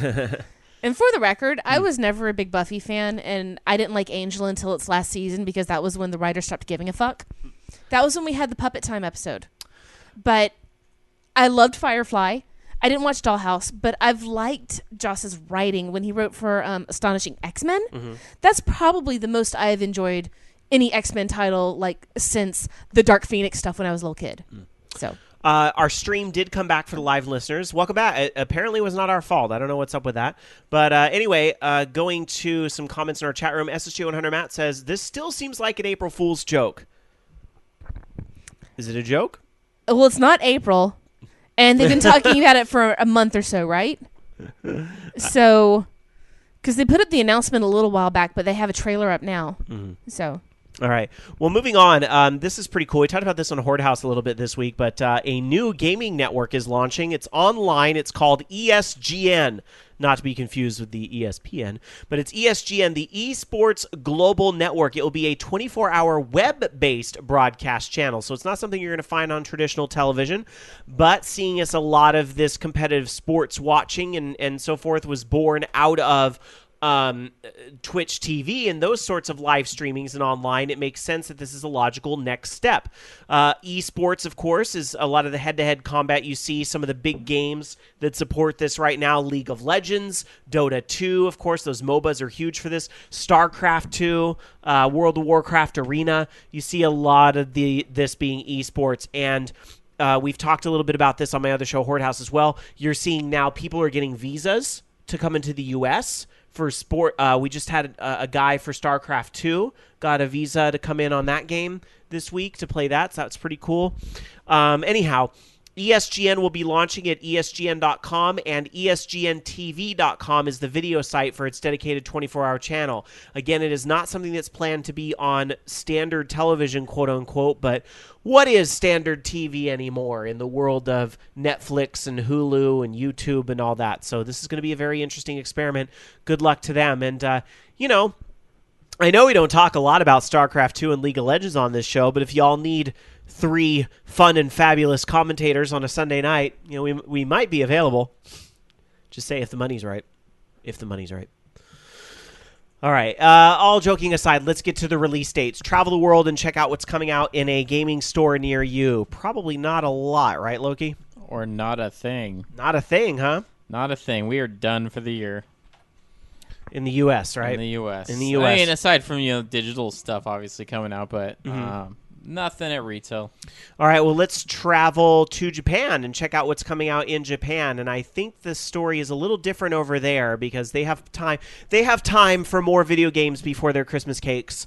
So on the PlayStation 3 this week, Band Fuse Rock Legends comes out, as well as Dragon Dragoon. That's a 10th anniversary box collection there, and Dragon Dragoon 3 comes out as well. A brand new DualShock controller in crystal color comes out, as well as FIFA 14 World Class Soccer Bonus Edition, and Shin Gundam Musou comes out this week as well. And there's still some heavy hitters in Japan the rest of the year. The day after Christmas, Boxing Day, if you will, for Canada, in Japan they're getting Final Fantasy X and X-2's remasters are out on December 26th, so just barely making it this year. So still plenty to come over there. On the Xbox 360, Band Fuse Rock Legends is there as well as Shooting Love Collection. And going over to the Vita, on the PlayStation Vita this week, Amnesia V Edition. I don't know, is that the same Amnesia that is the scary game that we have here? I don't think it is. It is not. This is more based off an anime, I believe, with a lot of cards. Looks like this guy plays cards or something. Where did all my cards go? Where did these come from? I don't know. Forgot. 'Cause I have amnesia. There's a crap ton on the Vita this week. Dead or Alive 5 gets a price reduction. Diabolic Lovers Limited V Edition comes out this week. Geki Johan Mahu Shoujo Madoka, that's Magica, the Battle Pentagram, comes out this week. That's a big anime series that half my friends on Tumblr are losing their shit over. Okay. Hakoyuki Kuyukaroku comes out this week. Injustice gets its Vita release in Japan this week. Kudwafter. Didn't we talk about this before? Kudwafter has a design skin or something like that, like a Vita skin, but there's also the converted edition of Kudwafter comes out this week, which I know we make it sound really hardcore, but it looks like this nice little Japanese girl who's having tea. And she's actually making tea in this shot. I don't know. Yeah. But the game is called Kudwafter. Kudwafter. Let's see. What else is on the Vita this week? Rama says, fuck yes, Madoka. Shin Gundam Musou comes out this week on the Vita as well. So yay, Gundam. Busy week on the Vita. On the Wii U, nothing. Sorry. On the Nintendo 3DS, however, High School D Cross D, Koneku no Album, My Little Cat comes out in Japan. I have to see what it's a kiddie game. I have to see what this is. Oh my god! I am flailing. This looks amazing. I need this in my life. Someone get me a Japanese 3DS. Okay. It's like kitties in fancy hats. It looks like real pictures of cats in like sailor suits and pink hats and like orange Halloween sweaters. And they don't even look like they're going to murder you. So, this is what it comes to. This is why Swap Note was removed. I'm going to link that to our chatters right now so they can take a look at that because and the chat room is harassing me into watching Madoka. I need this in my life. So that means that's going to be the next thing I have to marathon since I marathoned all of Shingeki no Kyojin so far and Claymore. Who makes this game? MTO. I don't recognize that name. And it looks like I'm looking on the box art. Oh, everybody loves MTO. Do they have a Twitter or something? Because I want this game. We need to petition for that. Like for oh my god, thank you for posting a picture of entertainment. We need to harass them like we did for President Cat. Which I still want to play that game too. Oh my god, I want that in my life. It's Koneko no Album, My Little Cat. Koneko means kitten. So it's like, I wonder if it's just like you take pictures of your own cat and then this program helps you putting Midna in outfits. Oh my god, that's going to be great. I know, right? You guys, I don't know what to do with you. All right. By the way, did you know that A Legend of Zelda: The Link Between Worlds still not out in Japan? They will not be getting that until December 26th. I so need consider to put yourself lucky Midna here. in a frilly little dress. She's gonna murder the shit out of me in my sleep. She's not going to drop this all night. No, this is gonna be Midna. Mom. This sucks. Because that's how she talks. Is Akuma JP helping us out here? What's this link he just gave us? I don't know. But I know Akuma JP is over there and maybe can... Is this... Oh my god! They're ID pictures and you can make one look like a Bosuzoku. This is outstanding. Okay, somebody get me a I don't Japanese 3DS understand. and this game. This has to do with cats being adorable. The internet would eat this shit Look up. at that picture. It's like they're dressed up as Bosuzoku. That's so awesome. Horrible radio. I'm sorry, you guys. I'm so sorry. Maybe what I can do, I can beg Jason to maybe take some of these links and put some of the pictures in the YouTube. It'll go up in the show later. And put them on our Tumblr. Or just look it up. Look it up again for yourself. Look it up for yourself. The game. It's out there on your favorite import gaming website. All right, I got to get through some PSP games though. But you know what? Now I'm inspired to dress up Midna on her Tumblr. Some PSP games. As if the Vita wasn't enough, you also have After School, Colorful Step, Undo Yubu comes out this week. Lovely Quest Unlimited, Nobunaga no Yabu Soku with a power-up kit comes out this week. That's a price reduction, actually. And Ore no Kanojo no Ura Omot, Pure Sweetheart comes out on the PSP this week. Still kicking in Japan. Dark Sakura, how about the UK? I need the kitty game. I know. Okay. On the 18th, we have Zen Pinball 2. And the 19th, Colossatron Massive World Threat. That's a cool name, Colossatron. And then on Wii U, we have Knit Underground, like KNYTT. And then Ridge Racer Slipstream for the Android, iPad, and iPhone. And nothing else until Xmas. Maybe we should call it Extifermus and worship Extifer. We might do that on Horde House this week. We are having a holiday special on Horde House this week. I want to be on a holiday special. All right. At school. Just a couple more news stories for you guys, and then the classic game of the week, which may or may not have to do with cats. So Sony has patented a brand new, looks like a Move controller. The difference being that instead of having like an analog, I don't remember if it had an analog stick on that one side. Anyways, the main difference is it's going to have some sort of looks like a touch screen on it, or not touch screen, but like a touch pad, kind of like how they have on the Vita and on the front of the PlayStation 4 controllers. So maybe it makes sense if you think about it, because now they will need some sort of extra input, and to cover, PlayStation 4 games that use the Move controller. So maybe this is what this is about. But interesting, I guess. I don't know. I don't really do a lot of games use the Move controller. Are they going to start bringing it back, like kind of how they did with, Resistance and Killzone and stuff, where they had that giant fucking gun that looked ridiculous with the Move controllers in there? Yeah, I kind of got the feeling they were trying to kind of get rid of the Move, kind of shove that under the rug or something. That's maybe the impression I was getting. Maybe. Yeah, maybe not. Well, interesting. All right. Sorry, I'm trying to do a little research on this game company that makes this game. I found their websites, and I'm trying to see if they have Apparently a Twitter. there's a Facebook. I'm trying to find a Twitter. There's a dog one, too. Yes, there's Dress Your... Oh, my gosh. But the kitty one's the best. Okay, but this is good because now I can give out this URL so the podcast listeners can be like, what the hell are they freaking out about? So I'm gonna just totally give them a free plug here on the show because they make games to dress up your kitties and doggies. MTO-power.com. That's MTO-power.com is the maker of these games. And there's got to be a way to send them a message and let them know we want these games in America. I have hiccups now. Did the cute kitties give you... Excuse me. I didn't burp on the microphone. Damn, girl. Burping is a good way to get rid of hiccups. Damn. I never, ever said I was ladylike. I know. Because fuck that. All right. Thank you for Tiger Claw for linking it in the chat room. Okay. One more story for you guys, and this is one of those gaming good news stories. Thank heavens. And gaming exercise games, whether you love them or you're sick of hearing about them, they do a lot of good for our community. And a new study is out this week about Nintendo's Wii Fit Plus And of course, Wii Fit Plus was available on the Nintendo Wii, and now they have the newer version that's on the Wii U. That's I believe the demo's done, but you can check that out too, as on the Wii U.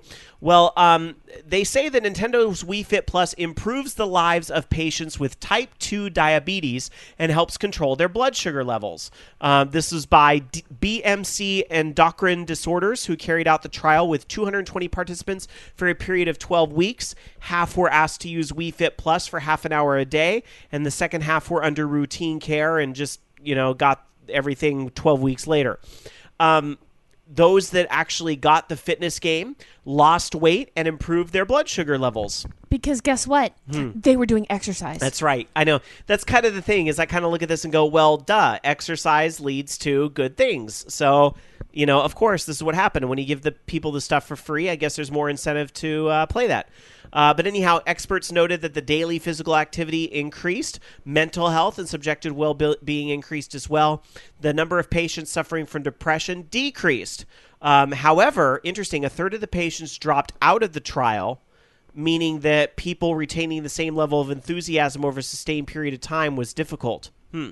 According to Dr. Richard Elliott, who's with Diabetes UK, quote, physical activity and a healthy balanced diet, along with taking doctor-prescribed medications if necessary, can help people with type 2 diabetes to control their condition and minimize the risk of diabetes-related complications over time.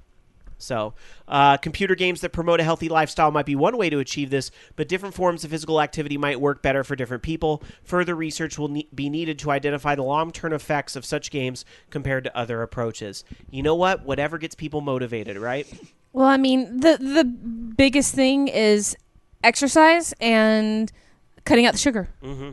Because guess what diabetes is? Problem with insulin. Mm-hmm, mm-hmm. So. Although if you have type 1 diabetes, cutting out the extra sugar is not always good for you. All right. Well, moving on to a more simple time when we weren't really able to interact with our games, unless it was dance aerobics. When diabetes was Wilfred Brimley. That's right. The classic game of the week. Every week, Dark Sakura goes into the classic gaming vault and finds one game that she thinks, hey, you guys should be playing this game. Instead of eating all that candy. Write the F now. Dark Sakura, what is the classic game of the week? Pole Position. A very true classic indeed. Yes. Basically, it's an arcade racer. Came out in 1982. I love that intro music because that's the only music in the game. That's pretty much the only music in the game. The rest of it's just like squeaky noises, but I'll keep it really low in the background just in case. Well, it was manufactured by Atari and worldwide by Namco. In the U.S., it was done by Atari. It was actually the most popular coin-op game in 1983. So it has an upright cabinet or an environmental cockpit cabinet, which my Chuck E. Cheese's / Showbiz Pizza in Mobile, Alabama had one forever. And you know what? They still fucking have it. The same one. I'm just surprised it works. So basically you have the accelerator, you have a brake pedal, and you have your wheel. So it was the highest grossing arcade game in North America in 1983, and it sold 21,000 machines for $61 million, equivalent to 2012's $140 million. So just to put it in modern money. The most successful racing game of its time, pretty much. And it had a Saturday morning cartoon, which I watched the hell out of, and have every episode of downloaded. Plus it had a cool intro. It basically, Pole Position, I think, was the big inspiration for most of the modern driving games that we have now. So basically, in the game, you have a Formula One race car, and you do a time trial lap to qualify for the Fuji racetrack. And it like we're saying, it didn't have a lot of money, but it was a first video game that had a track based off of a real circuit. So you did your qualifying lap, and then you could do the time trial, and then do the Grand Prix races. And it was supposed to be the most realistic at its time game that came out. Definitely didn't make me as sick as playing Hard Driving, because that game sucked. And it also was it was in full color, and it had scaling sprites, including your race cars and your signs, to give you perspective. It was for the U.S. release, Namco actually approached Bally Midway to either and said, okay, one of you can get one of these games, And so Bally took Mappy and Atari took pole position. So basically, it's been probably one of the most ported systems too. It's been put out by Atari Soft on a lot of the home computers and consoles in the early 80s. In the 90s, there was a pole position on PC that came back in Microsoft's Return of Arcade. It's been on PlayStation, N64, and Dreamcast in the Namco Museum. And it's also been on PS2, GameCube, GBA, and Xbox. Fuji Speedway was renamed Namco Speedway in the Museum series. And for the Plug and Play series that were part of the Namco Museum Virtual Arcade, it was called Blue Speedway. And there's also a version to work with the Puffer exercise bike controller. And it has been put out on iPod back in the day. And now we have iOS versions with Pole Position Remix. And Pole Position 2, which was the sequel, has also been re-released as well. Like I said, Pole Position 2 being the sequel, it came out in 1983. And let me see. I hate my iPad sometimes. As far as that, there were also a lot of people are saying that Final Lap is the unofficial Pole Position 3, which is sort of a racing RPG spin-off that came out on the TurboGrafx 16, also known as the PC Engine. That version was called Final Lap Twin. As I mentioned earlier, there was Pole Position Remix for iPhone, and Pole Position 2, it had the courses for Pole Position 2 and a new course. And there was also a cartoon of the same name, like I said, that I watched a bunch of times. And Pole Position showed up in the movie Daryl. Remember the movie Daryl? I do. The boy who was an android. And he won a very high score in that game. So yeah, Pole Position. All right. There it is, your classic game of the week, Pole Position. Available like 11 billion different places, seriously. Seriously. It was just because it was the most popular arcade game that year. I remember it. You remember It's it. We all everywhere. remember it. It's everywhere. And you know what? We built our old MAME cabinet out of a Pole Position. Nice. Very nice. Shermie lived in it for a little while. It was her cat condo, seriously. I was like, That's a great use for a pole position my machine. cat is, you know how fat Shermie was. Yeah, of course. I'm like, how the crap did she get in it? She found a little door where the pedal was, and she would just live. We had this pole position machine sitting in our apartment for a year it had to be, or at least half a year, and Shermie lived in it. Cats are amazing. All right. We're going to take a quick break, but don't go anywhere because when we come back, there is plenty more Orange Lounge ready to come. More news, the Fuku question of the week, your calls, and much more when we come back after this with more of Orange Lounge Radio.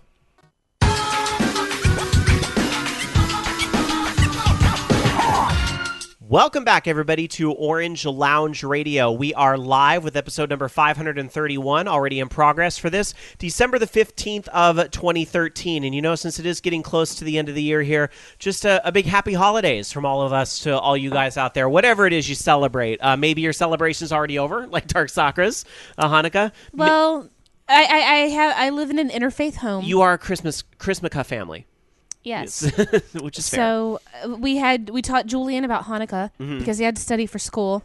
He's a really good little gambler now with the dreidel, and he loves gelt. Who doesn't? And he was going around going, Hanukkah. That's and adorable. Becky and I determined that there's not we call it the phlegm sound.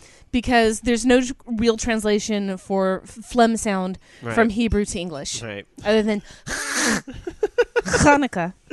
Well, whatever it is you celebrate. And Kwanzaa's the 26th. Kwanzaa, Festivus, if you have a Festivus, pull up, enjoy it. Yule. Yule, dance naked it is. around the tree. Enjoy. Just a big thank you from all of us to you guys who are such a great support for the show. We've had a really good year this year, and just additional exposure through Stitcher and podcasts, and kind of I know personally I've met a lot of other great podcasts through GamerX was a great way to connect with a lot of other podcasters. That was great. And just so on. So I just want to say thanks. We've had a great year. VOG has continued to grow, which has been great. Brought on a new, one or two new shows this year. I can't remember. I know Electric Sisterhood was this year. I can't remember if there was one other one this year, if that was last year. But anyway, that hopefully continuing to grow into next year. And just, lots of great things happening. So, and you guys are all to thank for that. Next year looks to be awesome as well. Cannot wait for Dragon Con 2014. Bobby and Travis Donovan done gone and got me addicted to Dragon Con. So I'm counting down the days till I go back to Hotlanta for 2014. It's going to be very exciting. GamerX 2, going to be amazing. Like, I don't even think I can handle how amazing that weekend's going to be. And so on. Whatever else I end up doing. I'm really hoping to get that New York City trip in this year that I've been needing to take for like the past 6 years. I want to go. 'Cause I just want to go to GamerX. there's a great OLR family in New York City. I'm sure we can make GamerX happen for you. Okay. That'll be easy. All right. So there we go. We are going to get into some more gaming news, some rapid fire news. I'm trying to buy Loki a little time because he's taking care of what he has to do for his wisdom teeth. You all right? Yeah. All right. So the rinse out with salt. Gotta every do now salt water rinse. Yep. Don't want to get an infection. That's fine. I understand. Is shoving all those salted I- French fries in your mouth isn't the same effect. I really don't unfortunately. remember having to do that. I do. I remember that. But I remember them giving me 2 different mouthwashes. One of them was probably just salt water. I don't know. The other one had benzocaine in it. So it's like washing my mouth out with Orajel. And getting Christmas shopping done in the break at the same time. Boo-hoo. All right. Let's get into some rapid fire news. All right. Loki. So let's talk a little bit about Fez. Fez has sold quite a few copies. In fact, they're already surpassing 1 million copies. So that's pretty awesome, especially for anybody in the indie scene.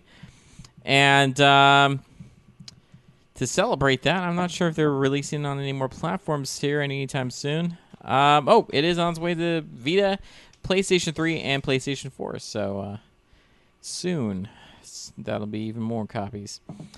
Elder Scrolls Online, they finally announced the launch date of April 4th. Man, that is going to be a busy month for MMOs, gotta say. PC, well, that's for PC and Mac. Next gen version not coming until June.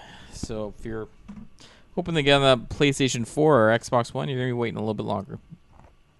And last but not least, this is kind of surprising because I remember this game from a while ago when Atari released it, but Mark Echo's Getting Up, Contents Under Pressure, the kind of weird graffiti / futuristic government totalitarian game.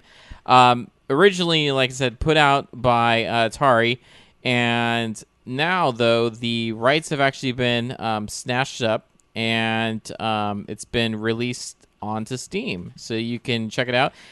Thanks to Devolver Digital for publishing that, and that's available on Steam, and I think it's actually, at least it was on sale, so yes, it's still on sale for 50% off, so $7.49 if you want to check out the game if you may have missed it. All right. Moving on in music gaming news that isn't so happy. DJ Max Technica 2 and Technica 3 had this online thing called Platinum Crew. Not to be confused with the Vita version of DJ Max Technica, which I know a lot of you have, but the arcade versions had like the Platinum Crew. Unfortunately, that is shutting down. It will no longer be available as of December 31st. Hey, what about my flan? That's what happens when you get 30 and first slammed together. You get thirst. If you're thirsting for some DJ Max Technica 2, you better get that in before the end of the year because, unfortunately, it is all going down the very last day of the year. And, unfortunately, I think that whole – I kind of think I get the impression there's no more Technica coming out at all because I don't think the Vita version did too hot either, unfortunately, because it was a lot of fun. I think that's kind of dying. It's too bad. Maybe Shane can set me straight because I know he's big on DJ Max. Oh, he says in chat. He's actually there. Shane, a link on our chat room at live.vognetwork.com says, sadness to DJ Max, all but dead now. Yeah, pretty much, unfortunately. All right. Anyhow, moving on to other things. Another thing that's shutting down is Ghosts and Goblins Demon World. Wah! Well, hold on. This wasn't a Capcom project, it should be noted. This was an unauthorized sequel from an indie developer, Phantasm Studios. They were working on a Kickstarter, and probably not a big surprise, it got pulled due to an intellectual property dispute. And who closed it? Capcom. Submitted a request on November 19th. Phantasm was trying to get a developer's license for the game. It would have reimagined a lot of the Ghost and Goblin stuff.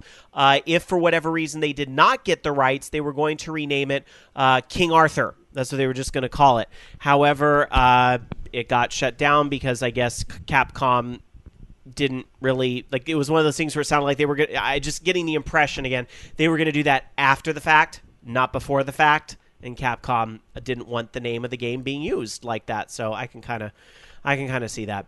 In happier news, our track record for helping out Kickstarters improves this week as read-only memories did get funded. Woo! I got to admit, they were really close.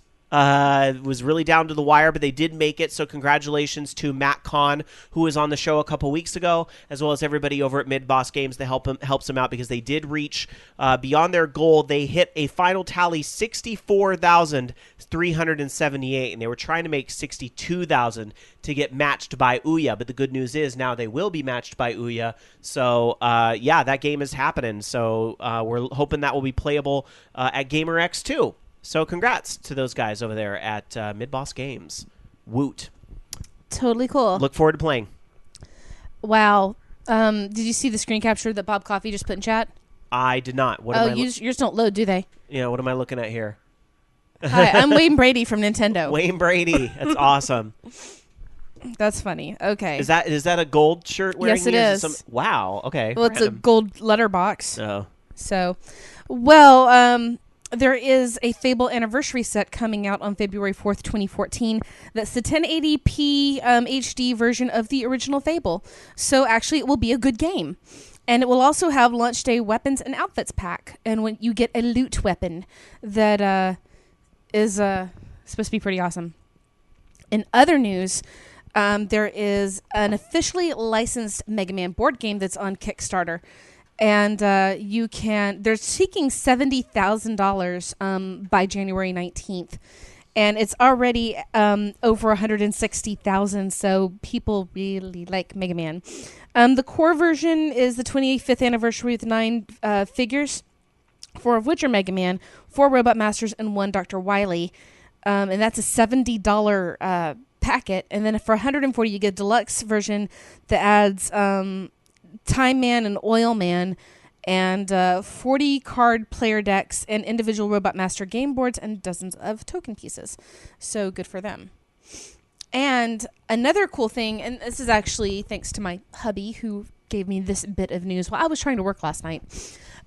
Ultra Street Fighter 4 is going to have online training and 3 versus 3 matches like a King of Fighters. So you can get your Street Fighter 4 on KOF style.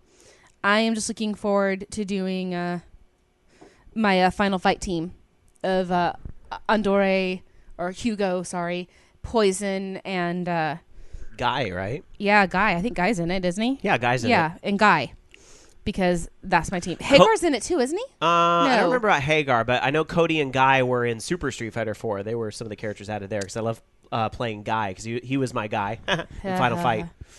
Guy was my alpha person. Mm-hmm. It was him and Sakura were my alpha people. I remember when they released Final Fight Guy on the NES. It was such a big-ass deal. And you know what I have? Final Fight Guy in the box. Although, in retro... I'm sorry, not on NES. Super NES was Final Fight Guy. It was a Blockbuster exclusive. That and... what's that other... God, fuck. We just the Mighty Final Fight was the... Mighty Final Fight was the Nintendo and it one. was kind of SD. It was kind of shit, you guys. It was. Like, it's one of those things everybody's like, yeah, Mighty Final Fight. And then when they play it, they're like, wow. But it was fun. It was fun for being shit. Yeah. But, I mean, I'd have to say that Final Fight Guy was always my... I had a copy of it that I had borrowed from someone who stole it from Blockbuster. Hey, as in Alabama, we're poor. Classy. Fuck. And then I gave it back, and I moved out here with my friend's Chrono Trigger that he just let me keep. And Dan and I looked into Final Fight Guy loose, and then we looked into the box separately. So now we have a Final Fight Guy in the box. SSJ100 Matt in our chat room at live.vognetwork.com says, let's just cut to the chase and do a Capcom versus SNK 3 already. Fuck yes. Amen. Hands in the air. Testify. Preach it. Preach. Did I tell you? This needs to happen. By the way, one of the other games that we bought last night was Tekken Cross Street Fighter. Oh, I'm sorry. Well, we had to buy one, get one, and we couldn't find another freebie game. All right, well, if you had nothing better we also to do, got Metal Gear Rising. Okay. So we could play around as Pretty Boy. All right, is that it? Yeah. All right, let's go to the Fugle question of the week. It's Radio Control. Every week on our Facebook and Google Plus communities, we ask a question and you guys answer it. And you know what? Because it is the holiday season and I'm feeling awfully charitable, I think I'm going to read all the answers tonight, of which there are an awful lot of them. Yay, Rob. So heads up, You guys. can do it. I can do it. Cheerleader. All right, here we go. There's only, how many answers are on Facebook? 17. We can do this. All right. Here's the Fugle question of the week. And, oh, God. This was a moment in history on the internet. The internet just exploded, and the gifts were priceless. Because I'm sure you've all heard by now the bombshell that was dropped on the music industry when Beyonce just released a new album bejesus. with no promotion or fanfare, and the whole internet went to the Church of Jesus Christ and was like, "Preach, honey." And on top of that, it's good. It is a great album.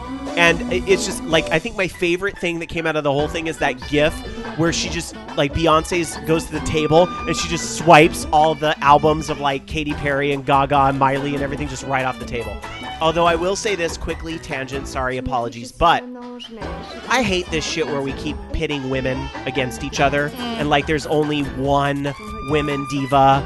Like, look, No. Beyonce is queen. We recognize that's fine, but it doesn't mean that, like, she has to be better than, or that all these other women who try just suck or garbage. Yeah, like and all Justin that stuff. Bieber. Yeah, like Justin Bieber. Stop picking on her.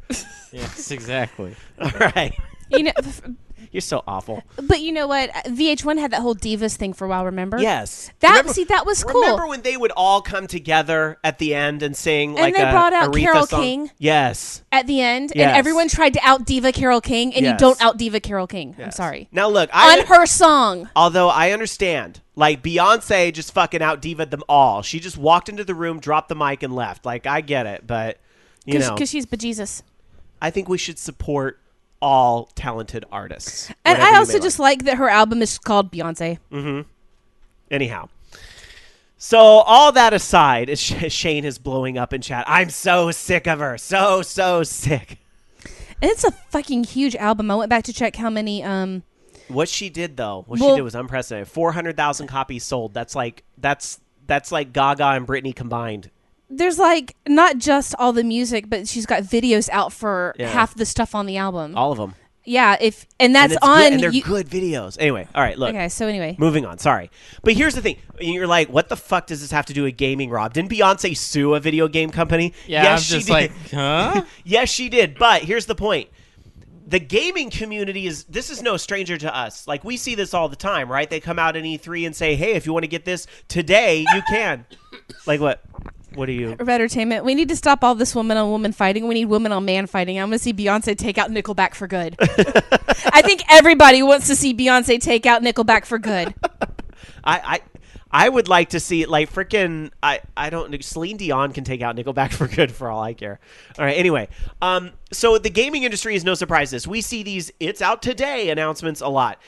What if you could, in the gaming community, have one, I said realistic stealth announcement because I didn't want people to be like, hologram gaming out today. Like, okay, if you could get a realistic stealth announcement this holiday season, what bombshell do you want to see drop this holiday season?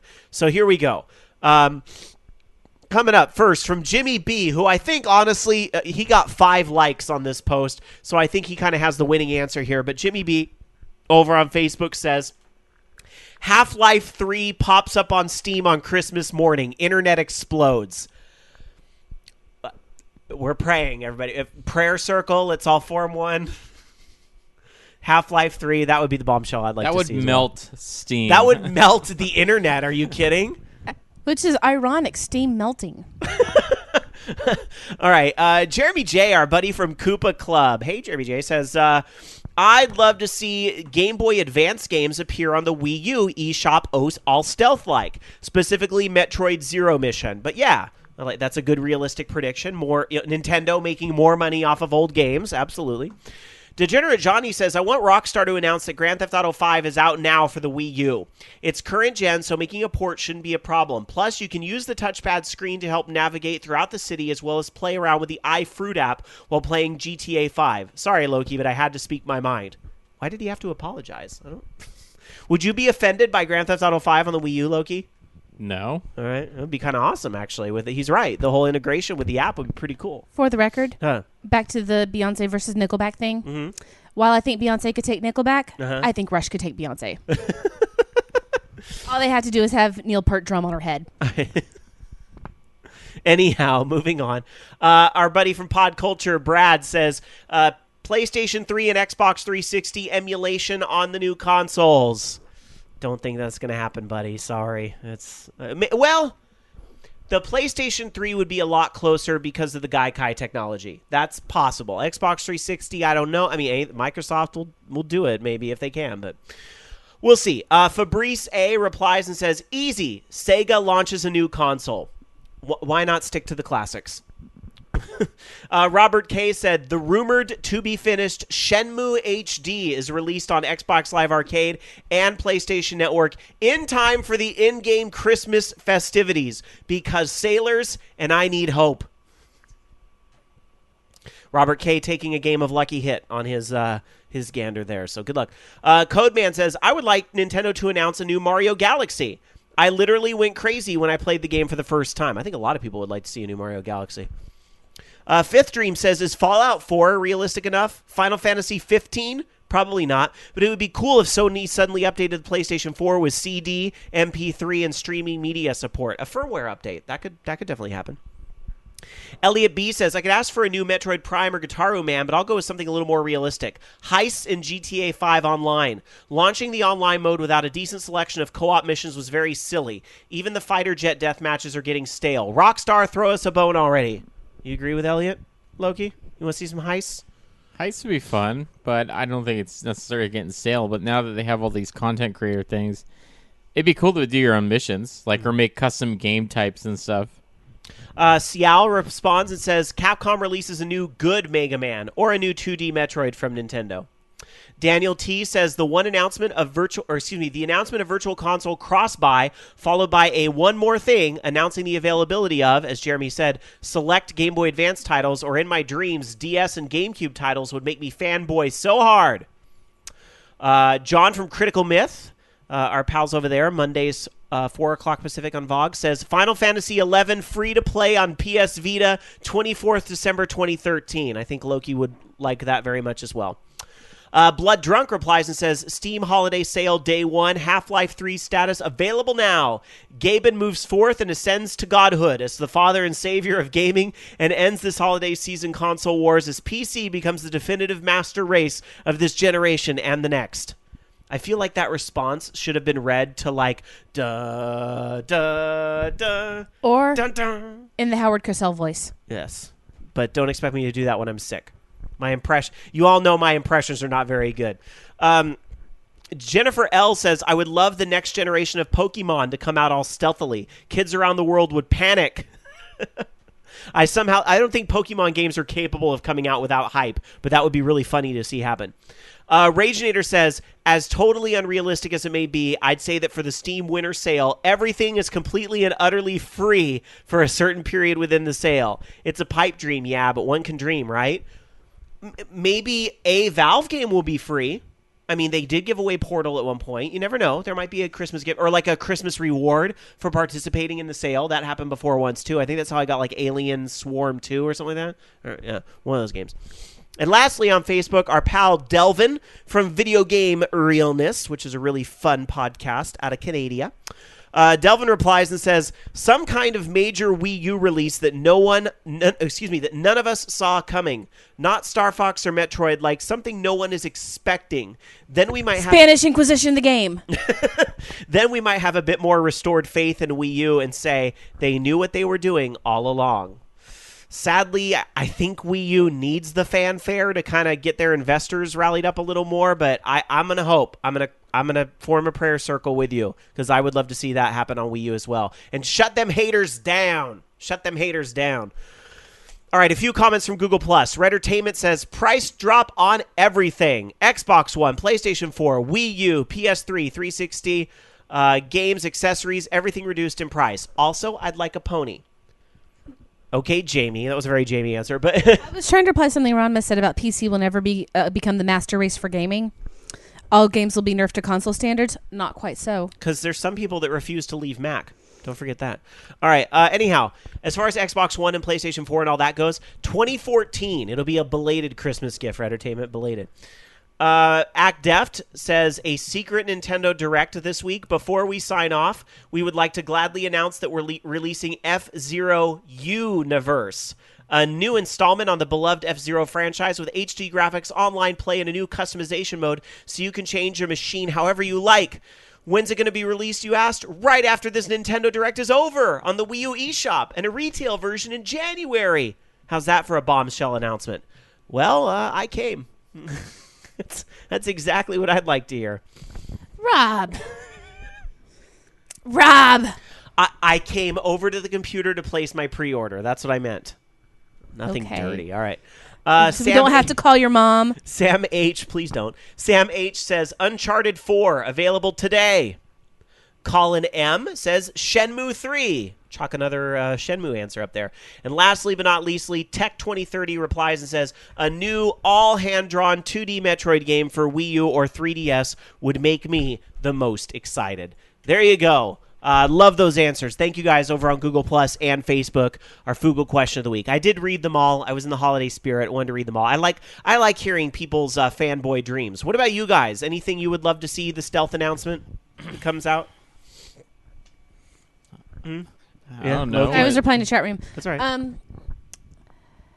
I don't know. I mean, really, right now,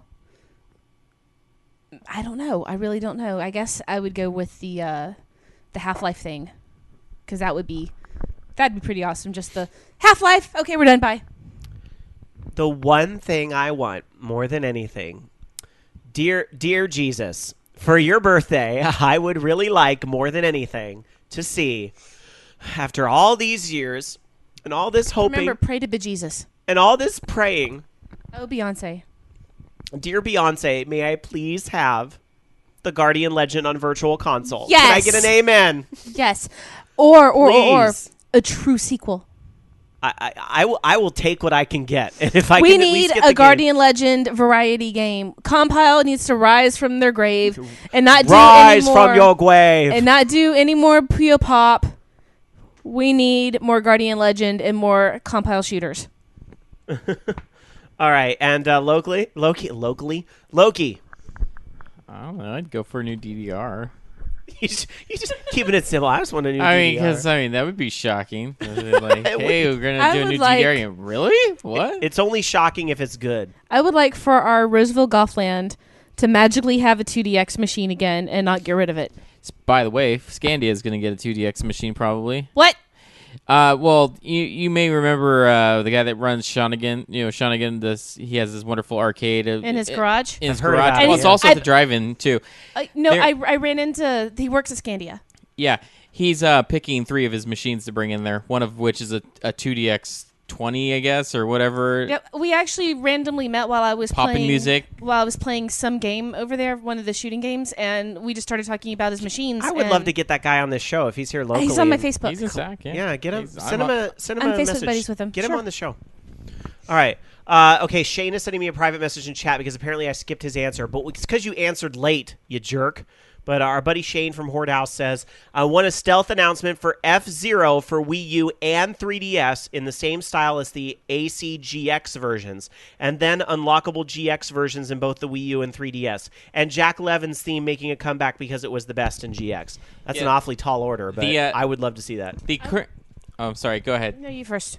The current votes for machines that they are going to bring. He says top 3 machines will go to the location. Top 3 so far: 2DX Linkle upgraded to Tricoral, Poppy Music 20 upgraded to Sunny Park, and DG Max Technica 3. Woohoo! Actually, Other is number 3, but I who knows vouch. how Other is. I agree with all of these selections, and I forgot what I was going to say, so it doesn't matter. Well, then let's get back into some news. Loki. All right. So the Xbox One. Let's talk a little bit more about that. I'm kind of surprised that they kind of went back. Well, I guess it never really worked for retail games, but they're not requiring demos. It's up to the devs to basically decide whether they're going to put out a demo for their game. Now, originally, that was you had to have a demo for any Xbox Live Arcade game that was out there. But now I guess they're kind of going the route of like the retail games where it doesn't necessarily have to have a demo. I kind of think that's a little lame because games are expensive and sometimes the demos get you to buy the game. Or in some cases, I guess, get you not to buy the game if you can't beat the demo. But yeah, so I don't know. It's interesting. There is one, I guess one of the demos that they're actually putting out, and I really hate, I think Nintendo was the one that kind of started this, but those demos that have certain number of playthroughs you can do on them before they lock you out of them completely. Like Dead Rising 3, they're going to let you play it for 20 minutes, and then you can play it for 2 more times other than that, and then it's done. Like, that's interesting. It's like, what the hell, man? I remember. Well, that's it's not that different from what like PlayStation Plus has you do. You can play the first hour, but still. Yeah, but I remember back when they had the time demos for like Saints Row, and I played that demo like over and over and over again, and it just got me hyped about the game, and I bought it immediately when it came out. But that's how I killed my time until it came out, is by playing that demo over and over and over again. I guess just whatever. Do you have to download the whole stinking thing just to play 20 minutes, or does it do like the streaming thing? I think I think it's probably a shorter demo. That's good. But it's apparently the map. I mean, but it's just 20 minutes of it. So maybe we'd have to download the whole thing. I don't know. And they've also hit the 2 million sales mark as of when was this? As of the 11th. So, hooray! Oh, sorry. Go ahead. So everybody's doing well. You know, selling lots of consoles. Everybody's spinning it like they're winning, but at the end of the day, they're both doing well. Sony and Microsoft. Anyway. The only thing I see now, here's the only thing I'm not that I'm worrying about any of these companies, but I'm seeing a pattern emerge here, and it's what I saw with the Wii U, where oh yeah, these things are sold out. Oh yeah, they're going to be hard to find, and yet I'm hearing from like a ton of people. Hey, I just saw a pallet of those just sitting at Costco, no one buying them. Hey, I just saw a stack of those sitting at Target, no one buying them. Hey, I just saw a stack of them over there. PlayStation 4 is not to be found. So it gets me worried that maybe they aren't flying off shelves. Not to say that they're doing bad. I mean, they sold 2 million units worldwide, so that's not bad, but it may be slowing down a lot faster. And I think a lot of that has to do probably with the launch lineup. There's just not a lot to drive people to buy them. Yeah. So that's my concern, and I guess it would go with PlayStation 2 because maybe they're just not producing a ton of units. I think they're about neck and neck as far as sales go. It should be said as well, even though maybe Nintendo's not having the best luck with Wii U, and it doesn't seem like their fortune's turning around. I mean, they're selling more of them, but it's not in the same league as these other consoles right now. 3DS still continues to sell like wildfires. I mean, that's a huge success story for Nintendo. So at least there's that. So they won't be going out of business. No. All right. Anyhow, speaking of sales, let's go over to the MPD numbers. And Loki, you might have to help me out here a little bit, but because you read into more of this stuff than I do. But video game sales for the U.S. in November up 7% from last year, which you would hope is going to happen when you have new consoles out. Hardware jumped up 58%, again, with 2 new consoles out. You would hope those numbers go up. PlayStation 4, the top-selling console in November, and PlayStation was number 1 in sales overall for home consoles. Microsoft fans will be quick to tell you that, well, they had an additional week to sell those consoles. Whatever. Again, they're both doing very well. 909,132 Xbox One units sold in the U.S. in the first 9 days, meaning over 100,000 a day. The top-selling games, here's the top 10. Number 1, Call of Duty Ghosts. Number 2, Battlefield 4. Number 3, Assassin's Creed 4. Number 4, Madden 25. Number 5, Grand Theft Auto 5. Number 6, NBA 2K14. Number 7, Skylanders Swap Force. Number 8, Just Dance 2014. Number 9, Disney Infinity. And number 10, FIFA 14. No surprise at all. You've got your typical big sellers, the Call of Duty and the Battlefield, your Assassin's Creed, the sports balls, Grand Theft Auto still in there, and then the kiddie toy games with Skylanders and Disney Infinity rounding out your top 10. Not a lot of surprises in there, right? No. Let's talk about some of those Nintendo numbers, because we do have some numbers about Nintendo. 770,000 Nintendo 3DSs sold in November. So the 3DS has been out for a couple years, and they sold almost as many of those as they did Xbox Ones. That's pretty good. Yeah. Also, Wii U hardware sales, they say up by 340%, but I think we all know that's kind of a spin because three times a little number is still not probably going to be a huge number, but it is what it is. But Super Mario 3D World, 215,000 digital and physical units in the first 8 days. Not too shabby, especially in light of the article from Japan that didn't have quite the impressive number last week. But it should be noted that didn't allow it to crack the top 10. But considering that Super Mario 3D World is on one console and one console that hasn't really cracked through, as well as every single one of those games in the top 10 that I read off, multiple formats. Yeah, I would assume, I'm looking right here, just at like some of the weekly charts. This for hardware. I'm trying to see if I can pull up older stuff. Oh, that's not helping.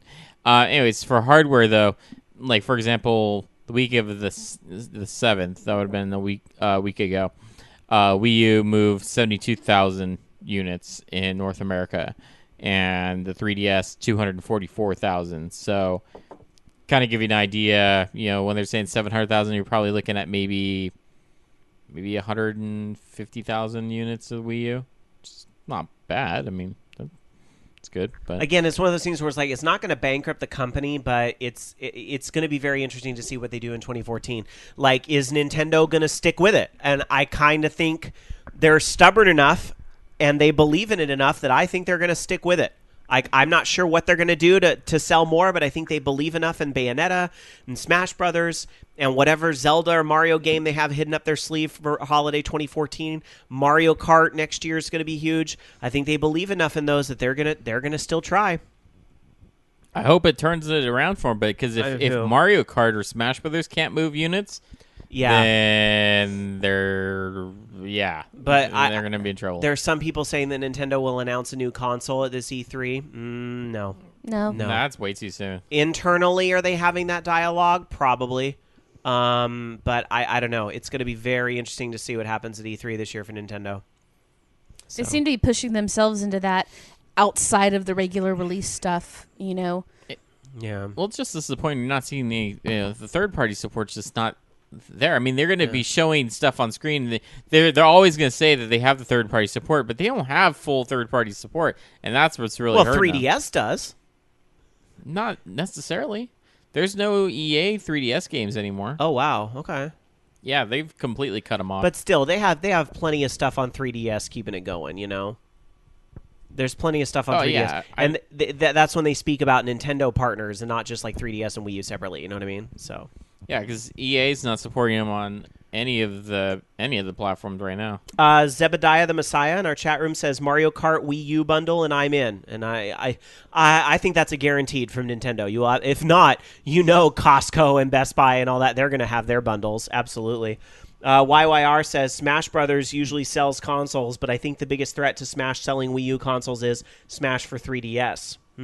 Well, the other thing, too, is a lot of people already bought the Wii U for Smash Brothers, so you can't really count a lot of new sales from that. Who buys a console for a game 2 years out from now? Really? We kind of considered. You considered, but you didn't. No. So, anyway. I would say if you're going to get a Wii U, get a fucking Wii U, because the Mario 3D World is one of the best games you're going to play this year, period. Especially if you have people in your house to play games with or people over frequently. You will not find a better party multiplayer game experience than you will with Mario 3D World. That's what you're missing. But, again, do you want to pay what would that be? About $300 system plus game? Just wait. The price will come down. Do you want to pay $300 to be the coolest kid on the block? I don't know. All right. Anyhow, let's move on. More news. Stark Sakura. Well, I do have another bit of news, and this actually came to me by means of one of my friends who I met through Tumblr. And I have to give you the story of how I met her later, but it was very interesting. Trading porn pics? No, okay. I love Tumblr. I'm just here for the gifts. I was at the Russian market and saw one of their free publications with someone's Homestuck fan art on it on the cover. And the article that it was advertising had nothing to do with Homestuck. So I found out who did it, messaged her, and mailed her the magazine in Australia. Wow, that's something. And so we've been chatting off and on back. She's a really good artist. She's done a thank you pic for me. She's a really, really good artist. But she linked me this story about how the South Australian government is doing an anti-gaming campaign. that has like a little girl with shades on at a poker table looking at her iPad saying gambling starts with games. And basically what they're trying to do is, I think it has more to do with like the Facebook style and casual games, the online poker and, the microtransaction type games. But they have a site that's called nogame.sa.gov.au, which I hate giving it anything, but go look at it and laugh. So basically, it's supposed to say it's wanting to add an MA15 plus to any game that includes simulated gambling, meaning slot machines, card mechanics, even what was the last Pokemon games, Diamond and Pearl had like a slot machine thing in them, didn't they? I don't remember.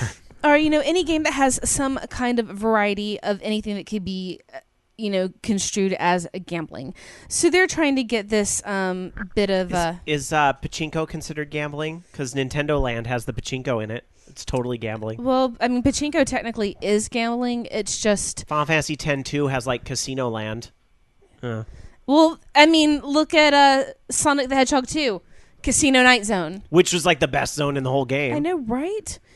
MM2K in chat at live.vognetwork.com says, Australian government hates games. It sure seems that way.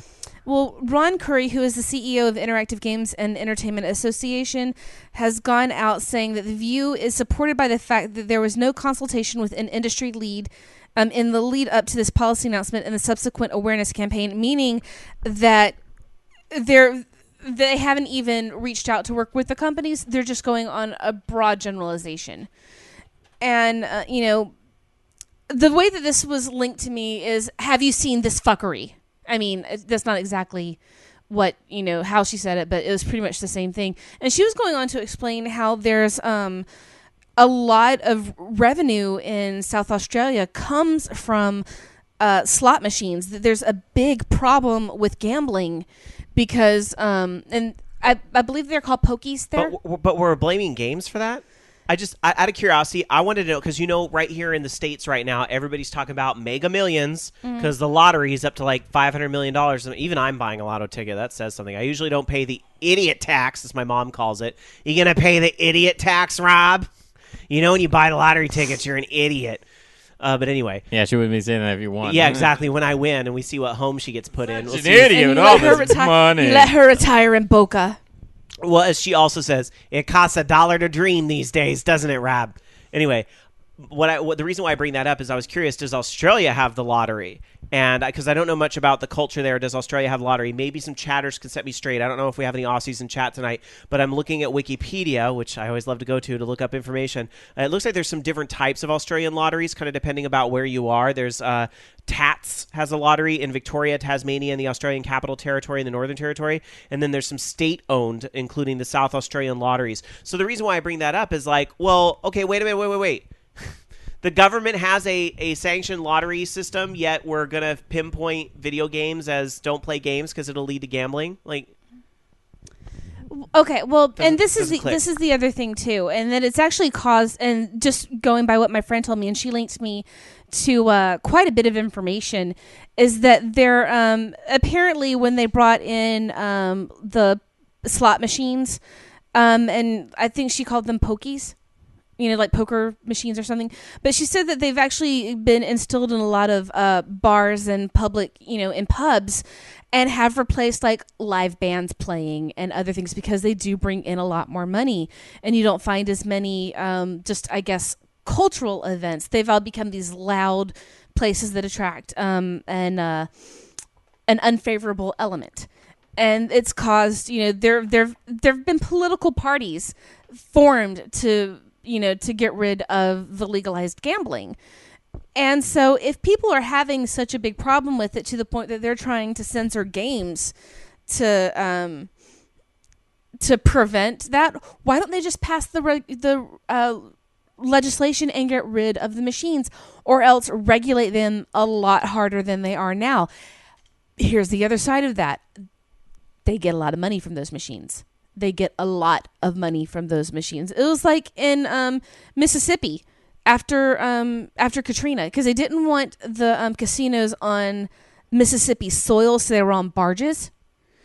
And then right after Katrina hit and the casinos were like, we're going to leave because we're not going to build them on barges for the next hurricane to knock us over, Mississippi changed their laws really quickly so that they could keep that source of revenue and keep all those jobs in Biloxi. It's obviously, if you know somebody that's addicted to gambling, that's a real thing, but there's you can get addicted to anything. You can get addicted to video games, and that's dangerous too. But I just It's obsessive compulsive behavior. Yeah. So, if you're I like gambling. Did video games cause that? I don't think so. I hate gambling. I also put a limit on my gambling. Like if I go to Reno or something, I usually say, okay, $100 in fun money. That's how much I would spend on a concert ticket to go see a AAA concert, or a night out with drinks for Alan and I. See, your limit is about 10 times more than my limit because the only times I have ever gone gambling, like with a purpose, is when I had 50 cents and needed cab money and made myself $15. Well, and it depends. It depends too. Like $100 is like my weekend in Reno type money. That's reasonable. But if I'm just, I'm going to the Indian casino out in Roseville, I'll maybe spend $10, not even that. So just depends on what I'm doing.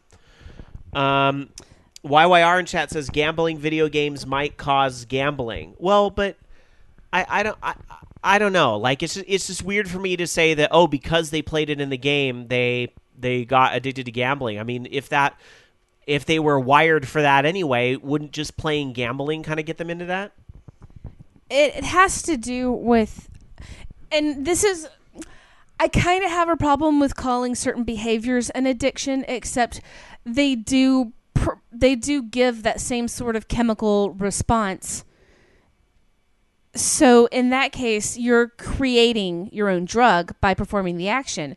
And so it comes, the only way to break that is to either remove the ability to do the action or remove the positive sensation that comes from the action. But even with, losing money, losing friends, suffering financial difficulties because of the reward, the behavior, it doesn't stop that feeling of pleasure that somebody gets from participating in it, which is why you have people that are addicted to gambling. You have people that are addicted to gaming. You have people who are pathological house cleaners. It's all the same kind of pleasure response that comes from That's my continued mother. action. My mother will follow you in the house with a vacuum cleaner. She will. No joke. I have literally caught her doing this. So, like, I had a cup of coffee, and I sat it on her counter or whatever, and, like, I was talking, then I picked it up and put the cup away in the sink, and she came in right behind me and wiped down the counter. But it's... There's...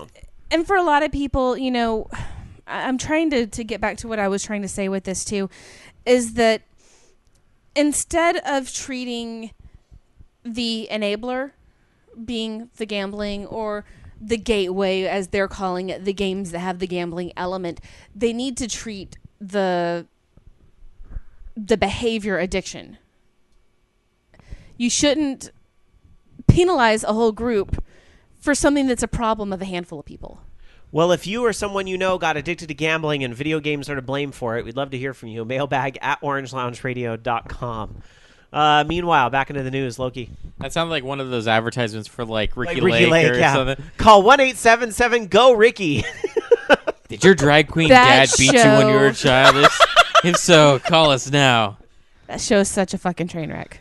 I love it. I pretty... Because she'd be like, oh my God, I'm not getting into this. She'd just stand back and watch oh my God. It was always that look of her hand pressed against her face and her jaw dropped like, I can't control what's going on. Oh, Ricky, go back to doing Waters movies. The legit best weave pulling of all time came from the Ricky Lake show, too. Just Google it. Like, Ricky Lake weave pulling, it's fascinating. Anyway. So, yes. SSJ 100 Matt says, Australian PSA, don't gamble or a dingo will eat your baby. I'm sure the Australians that listen to this show greatly appreciate that, SSJ 100 Matt. So what do you expect? When a game service doesn't exactly work like it's supposed to, what are you to do? Of course, you should go on the internet and complain. And then, of course, then the lawyers come in and decide, hey, let's make this into a class action lawsuit, in which case that's what's happening now with a law firm investigating EA and Battlefield 4. Law firm Holzer and Holzer and Fistel. I love that name. That's awesome. LLC is investigating whether EA, I guess, they claim that regarding the development and sales of Battlefield 4 and its impact on EA's revenue and projects moving forward, complied with federal security law. I don't even know what the hell that means. All that I know is people are bitching about Battlefield 4, and that I'm guessing that they're smelling money somewhere. That that whole SimCity thing was really fucked up, and people were really pissed by that. Maybe we can get some of the money out of that. EA's got money, right? Yeah, EA's got a bit of money, I think, because they charge us for everything. I'm thinking though that this may not necessarily be. If the internet wins this class action lawsuit, we well, lose. Here's the thing. It's not necessarily for like people that are playing the game. It's for investors, basically saying that they misled investors, that they knew that Battlefield 4 was going to be a fucked up thing, and that they knew that they were going to lose money and stuff. Clever. And so that's how that's what it's all about. But yeah, I mean seriously though, it's money. They smell money. They're going to go for the money. It's like blood and sharks. What are you going to do? But shark is delicious, but you can't eat people. All right. Well, I know I would eat this game right up if it comes out. Who doesn't love the second Densetsu series? And if you don't know it by that name, perhaps if I said Secret of Mana, remember that game? That was a classic Super Nintendo game. Which is sad because Legend of Mana was kind of crap. Legend of Mana was pretty balls, but Second Densetsu 3, really good. Hardcore awesome. Secret of Evermore, underrated. I realized it wasn't really part of the same series because it was Square America's game, but underrated, I think. Time, kind of was really mean to that game. But anyway, the Of Mana series, I think a lot of us would love to play a new game in that again. Well, there are hints that an unannounced title in the series could be brewing, and this is because of a Christmas album that featured a song from an as-of-yet unreleased game. The official page for Xmas Collections 2 includes a mention of Second Densetsu, the series' Japanese name, labeled as Future Project.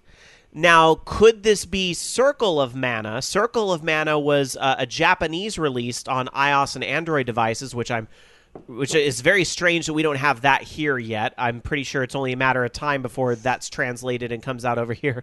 Jamie instantly picked up her phone and started searching. Only in Japan, Jamie. Only in Japan. You're going to look and bookmark it. This is why you jailbreak your devices. Right? So, anyhow... I know I would love to see a new of Mana game. I really hope that is something that's in the pipeline for... Oh, wouldn't that be an awesome PlayStation 4 game? A new of Mana game. I just hope it's more Secret of Mana and less Legend of Mana. That would be amazing.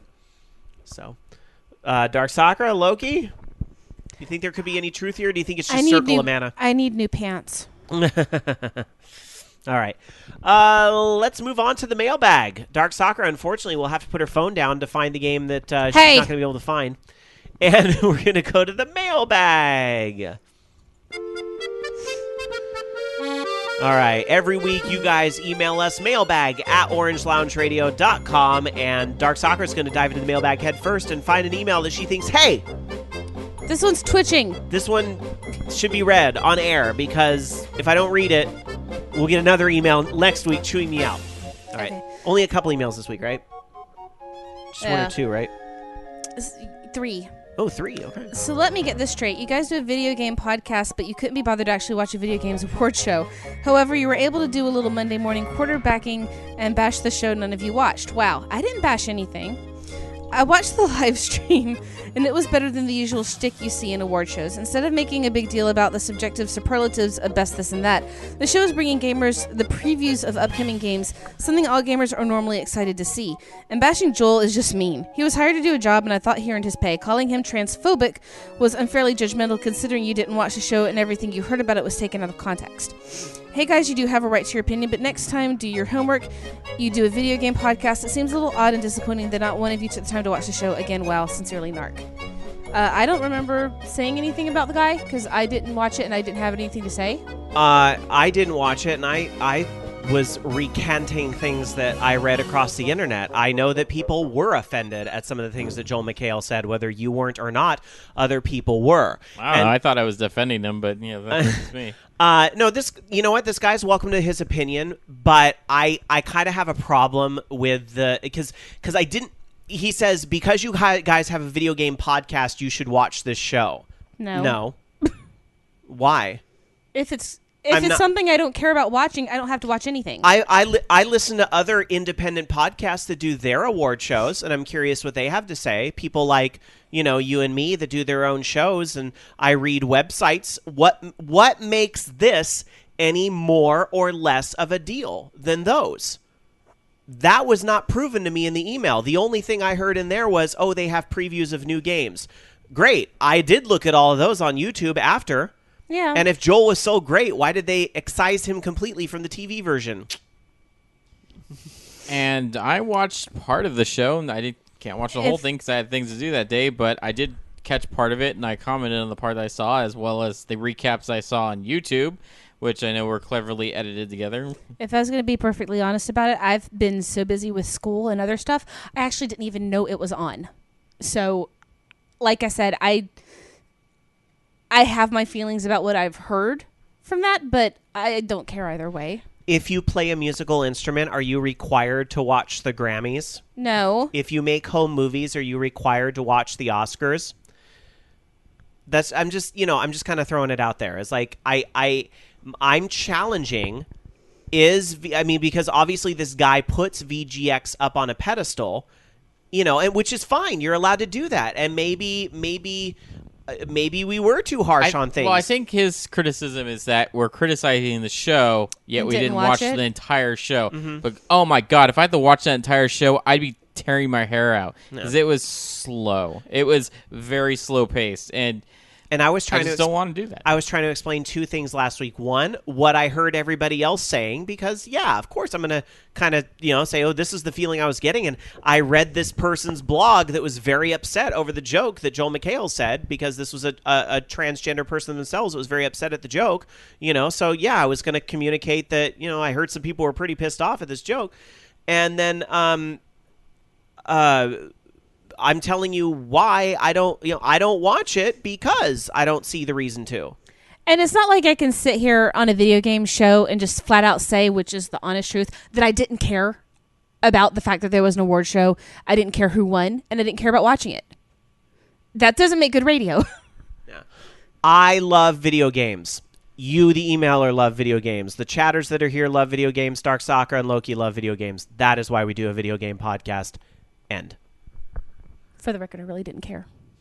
No, and I don't want to sound combative or anything, although this email was pretty pointed, because everybody does have a right to their opinion, and I can get where you're kind of like, well, don't shut your yap if you're going to comment on something you didn't even watch. But it's what's going on out there. We have to comment on it somehow. And this is a big human nature kind of thing, at least amongst the average neurotypical human being. No one likes to hear when someone does not like something that they like. A very good point. However, it must be understood that sometimes you may like something and other people either will not like it or don't give a shit about it. You have to live with that.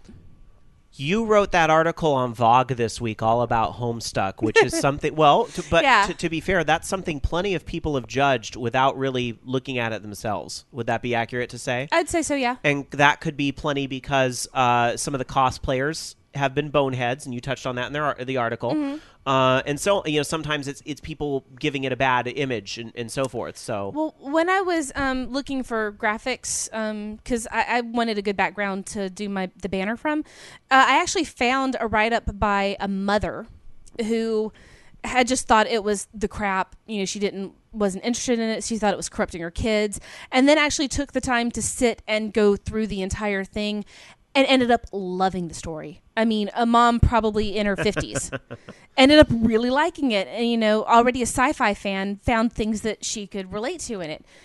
And I think that, maybe if I had sat down and watched it, then maybe I would have liked it. But I didn't care enough. And I didn't bash it. I don't think I bashed it, did I? I don't know. Chris109 in our chat room says, video games rule. I agree, dude. Video games rule. And Chris109 says, opinions. They are awesome, yet cause issues because people misunderstand it.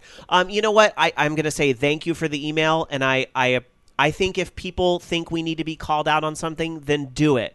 You know, tone is going to be very important in that. You know, if we get an email that says, fuck you, you fucking fuck, then we're probably not going to respond to that in kind. But Because that's probably one of my emails.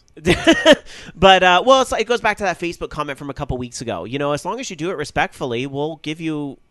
You know, we'll have a respectful dialogue, and then at the end of the day, have a beer and play some games. I don't think that the email was disrespectful. I don't either. It was a little bit pointed, but I understand why there's anger. But I also think that at the same time, just because, and this is something I kind of wished I'd put in my article too, is that and I do understand that if you're not going to watch something, it doesn't put you in a position to bash it. However, it doesn't mean that you can't, you know, take a community-wide opinion and report on it, which is what we did. Have you bashed Lady Gaga's album without listening to it? Well, I haven't listened to it. I'm not saying you. I'm just asking in general, the listenership out there. You know, people. There's people who do flat this. out just bash Lady Gaga because she's her. Or bash a movie that you haven't really seen.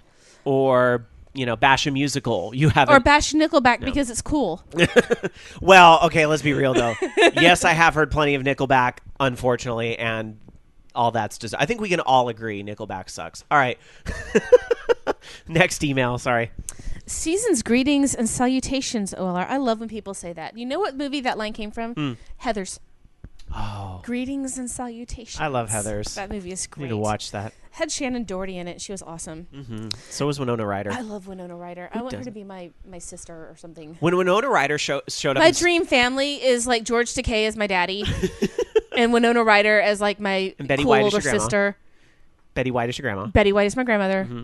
And when Winona Ryder showed up in Star Trek, I was so excited. I know. And then they cut like half her scenes. Oh, it was so disappointing. Anyway. Okay, firstly, I hope Rob is recovering from the VOG plague. First, I heard it affect Jess from USL, then Shane from Horde House, now Alan and Rob. To prevent yourselves from getting the plague, all VOG members should perform the anti-VOG plague ritual. It involves a dead hippo, burnt-out TV tubes, short bits of string, and fire-breathing squirrel. No.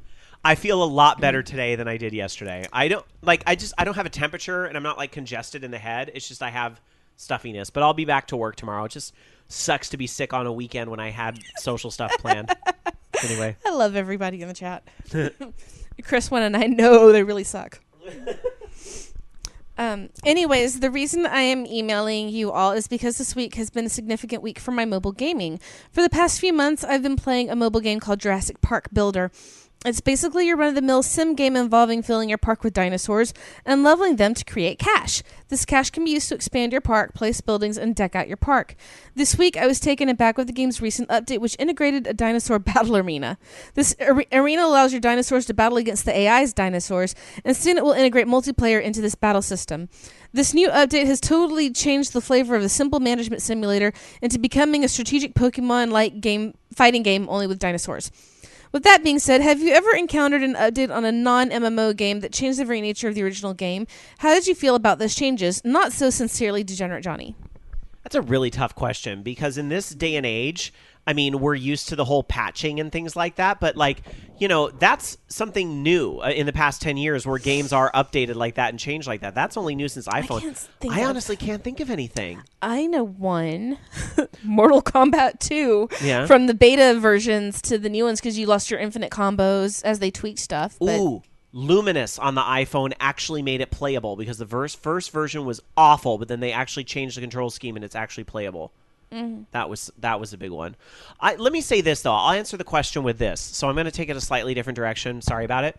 But back in the day, I remember when sequels would go in really random directions. Like Zelda 2. Right, Zelda 2 for better or worse. I did a Let's Remember this week, plug, on my YouTube channel, Rob Roberts Plays, youtube.com/Rob Roberts Plays, plug. But I did a Let's Remember for the game Donkey Kong 3. Yes, that one was bizarre. Wasn't it? Yes, it was very bizarre because it was such a departure, and I even talked about this in the video, it's such a departure from Donkey Kong and Donkey Kong Jr.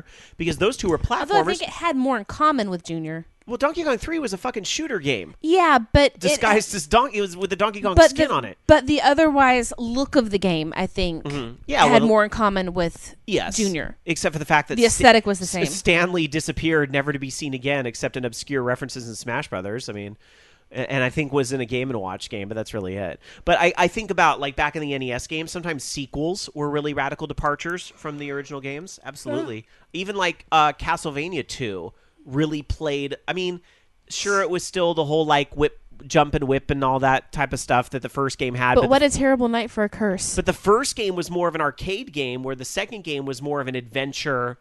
was more of an annoying game. I love the sequel, though. 3 was great. Anyway, that's the best we can do with the answers there. By the way, SSJ 100 Matt says that Heathers is going to be an off-Broadway show. Well, I was going to say in chat as well, Rageinator, talking about Heathers, Rageinator in chat says, Heathers also gave us the line, well fuck me gently with a chainsaw. Oh, God, I love it that also movie. gave us the line, Big Fun was one. Big Fun. And I love my dead gay son.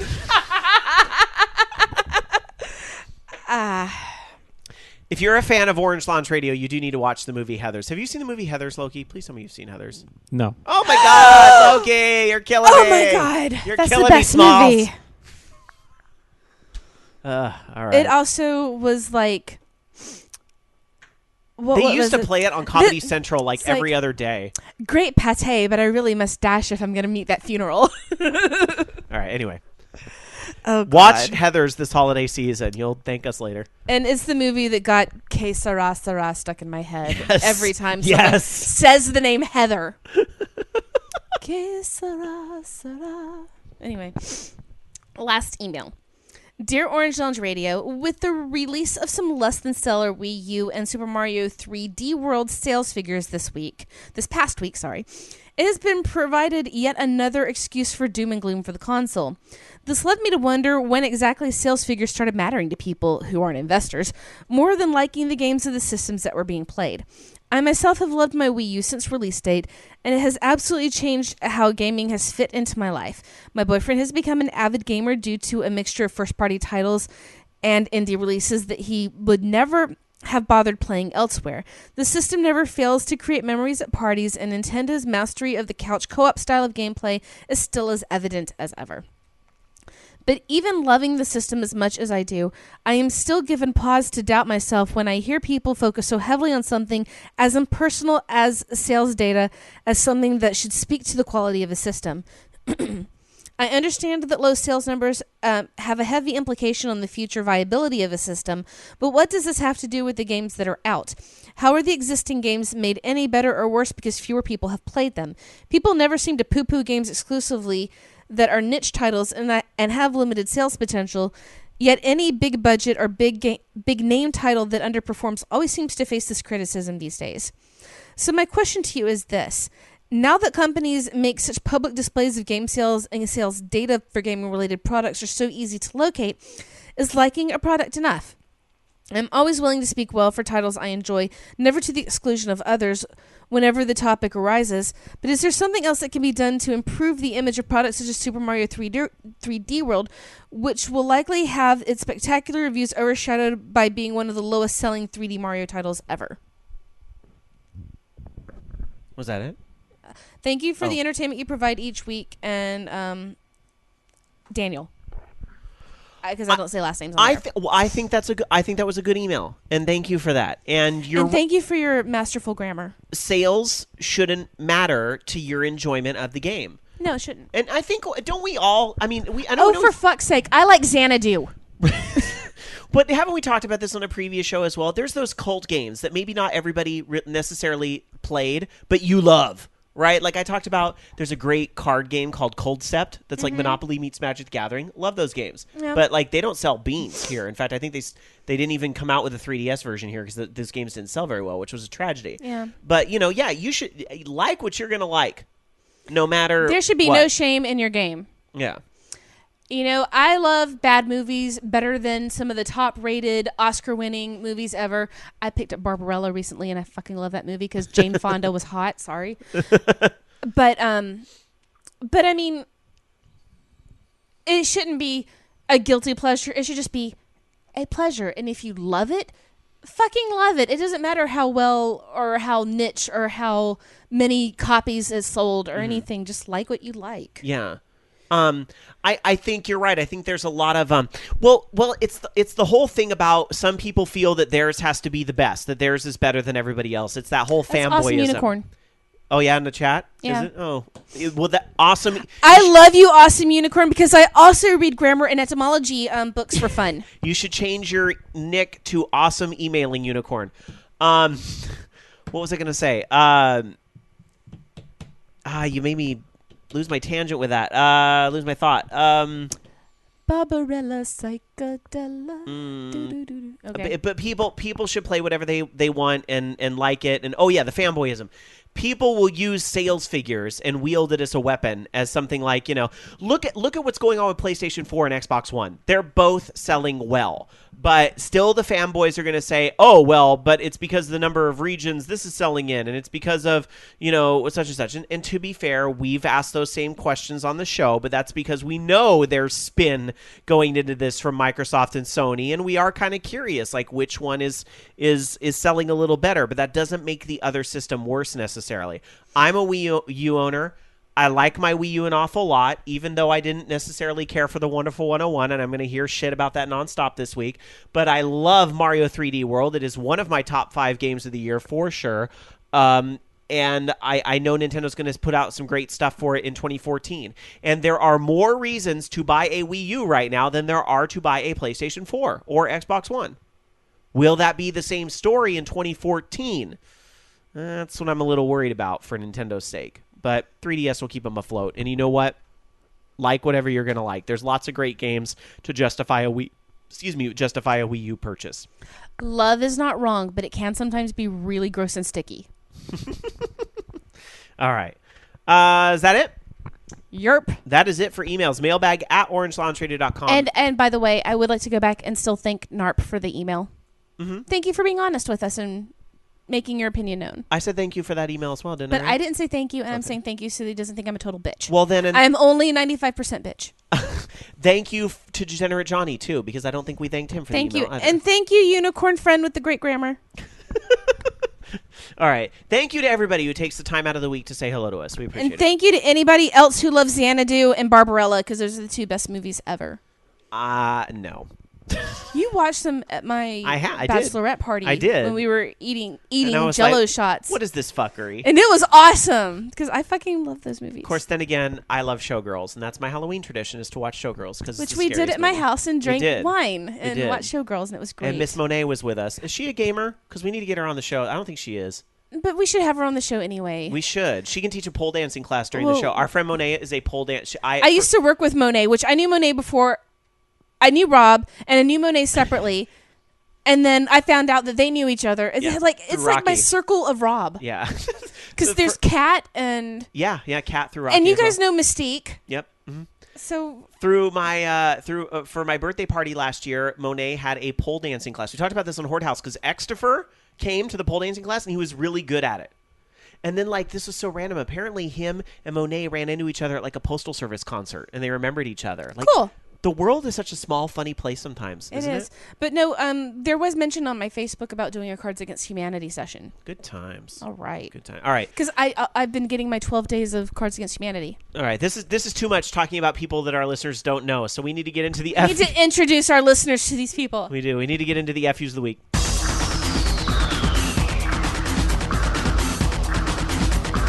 Oh, this is bad. Here is justice. Here is punishment. This is fucked up. Darsakra, FUs of the week. I'm good. FU to the sick. FU to the plague. I will follow her because I have the exact same FU. FU to the fact that I got sick, especially when I had a weekend where I actually had a bunch of stuff planned. I was supposed to go wine tasting with friends this weekend who drove up from out of town, and I couldn't fucking go. But they did the most adorable thing for me, and I just love friends. Hugs and kisses if you guys are out there listening. And I was supposed to go to a big holiday party with some of my friends here locally, and that was supposed to be Friday night. Couldn't go because I was sick, and it's rude to go to a dinner party when you're sick and cough on all the food. So, boo. Anyhow, Loki. Just F you to the fact that I still have to heal up for a while before I can actually eat real food. So. Everybody's giving FUs tonight to conditions.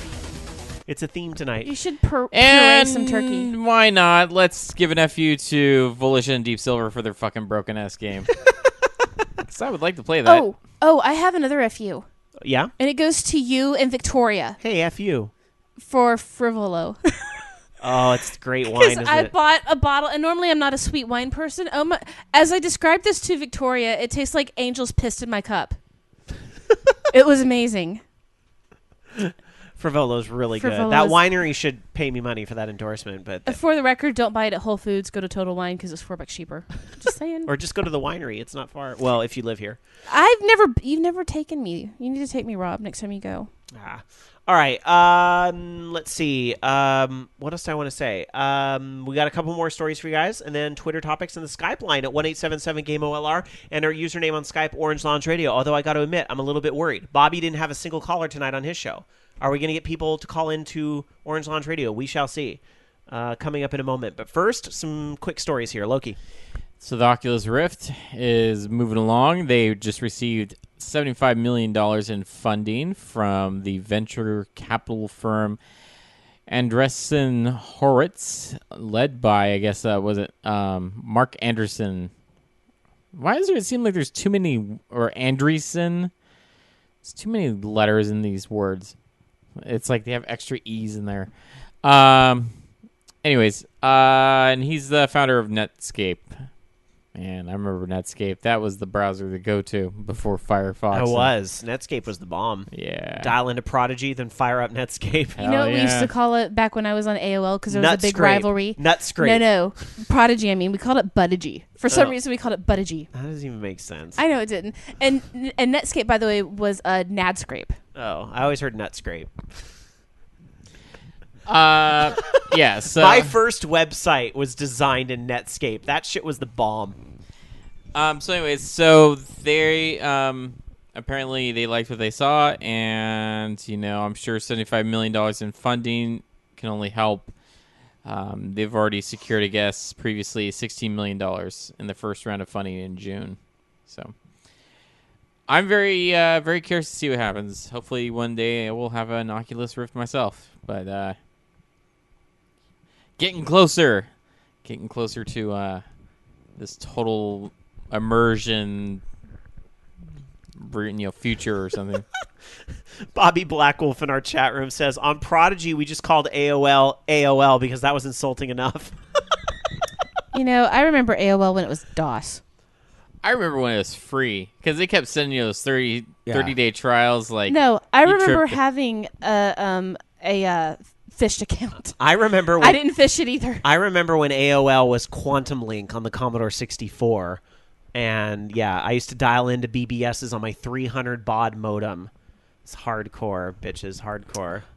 I still have my same, when they went to where you could have your free accounts, I actually still have the same username on my AIM. Wow. From that account. It's Dark Sakura. That's amazing. But I hide so no one can find me. I was going to say, wait a minute, now you're going to get tons of AOL Instant Messages. No, I'm not, because who uses Instant Messenger anymore? Me and Becky and Victoria. Oh, really? And a few people. Wow. I never used it. Most of the people are like people I've been friends with from my old AOL days. I didn't use Facebook Messenger either.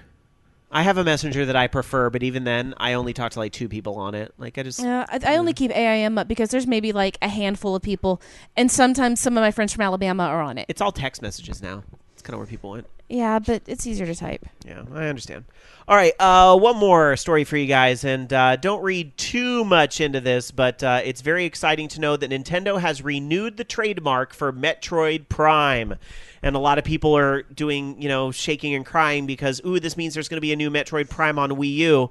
Well, there might be. You never know. I mean, it would certainly make a lot of sense for Retro to go and do another Metroid Prime game for the Wii U, but we do know that the trademark was renewed on August 13th, 2013, probably just to protect, the games that already exist, because Nintendo loves to package up its old shit eventually, and on the next Nintendo console, we'll probably have GameCube games and Wii games downloadable. So, they just want to keep that trademark out there for sure, but wouldn't it be nice to have another Metroid Prime game? Maybe that will be their ace in the hole at E3. We'll see. They've got to somehow undo what Metroid. What was? I don't even remember the name of it now. Not Zero Mission. That one game was good. Metroid. What was the Team Ninja game? The Other M. Undo it. Even though I didn't hate Metroid Other M. I didn't think it was as bad as a lot of people do, but it definitely felt like it was a different company's game, not a Nintendo game. Anyway, we're going to open up the Skype line. It's open, 1-877-GAME-OLR, or our username on Skype, Orange Lounge Radio. You can give us a call right now if you'd like. If there's anything you want to share or talk about, maybe that we didn't bring up or something we did bring up, who knows. Give us a call, and we will talk about it. In the meantime, I'm going to go to Twitter topics and see if Loki has any last-minute stories, or Dark Sakura, who knows. Nope. No, I don't really have anything at the moment. All right, well, good thing the phone is ringing and we can actually go to some calls. Hi, you're on Orange Lounge Radio. Who's this? The only one with the fastest internet finger in the whole wide internet chat. It's Ranma. You're very good at this, Rama. What's on your mind, buddy? I do try. There are some topics I do want to cover real quick, then I got to be on my merry little way. Okay. See, I feel with Loki with the whole dentist thing because once I had my 3 impacted teeth pulled out before I had to do an 8-hour shift at work. Oh, God. I'm thinking, okay, get it done, drop off the meds, go to work. Won't be that big of a deal. 20 minutes into my shift, I'm like, it hurts. Take my break, grab the meds. I was pretty much floating on cloud 9 for the next 8 hours after that. Oh, my. How did you even work a shift on those? I can't believe you didn't just somehow get the day off or something. I don't know. I have a high tolerance for pain. There was that time that I dislocated my knee and they gave me Tylenol 3. They gave me a week prescription. I only needed it for 1 day. Let's see. The whole YouTube debacle about them flagging videos, that's okay. I understand. I feel those users' pains because some of my videos get flagged as well. Some of our OLR episodes that have been posted on YouTube are getting flagged, and it's making me question if we should continue to do it, to be honest, because it was all a kind of experiment anyway. But there's been a couple people been very vocal about their support of the YouTube posting, so I am trying to stick it out for them. Well, it's so very nice that they welcome us with open arms. You know, the YouTube. Right? Oh, hey, you fucking stole that shit. No, Did you make that? That's how I feel, but whatever. Anyway, sorry, Rama. It's cool. Because the issue is, with my videos, the Japanese come to make the albums of like Sony, EMI in them. They will have the videos flagged because us videographers who record masquerades, they realize we didn't get permission to use their music in the video, and I'm like, I didn't put the song there. It was part of the skit. It was part of the musical or whatever. And I just under fair use, leave me alone, please. Worst case scenario, some countries can't see my videos. Yeah. Still, that's so irritating to even have to go through that, you know? Yeah. The whole 38 Studios bid, I'll tell you what. I will give 38 Studios fair value for all their franchises. $20. I believe I'm being more than fair. That's not even the price of the game. Well, maybe it is now, actually. I could be wrong. That could be the price of the game now.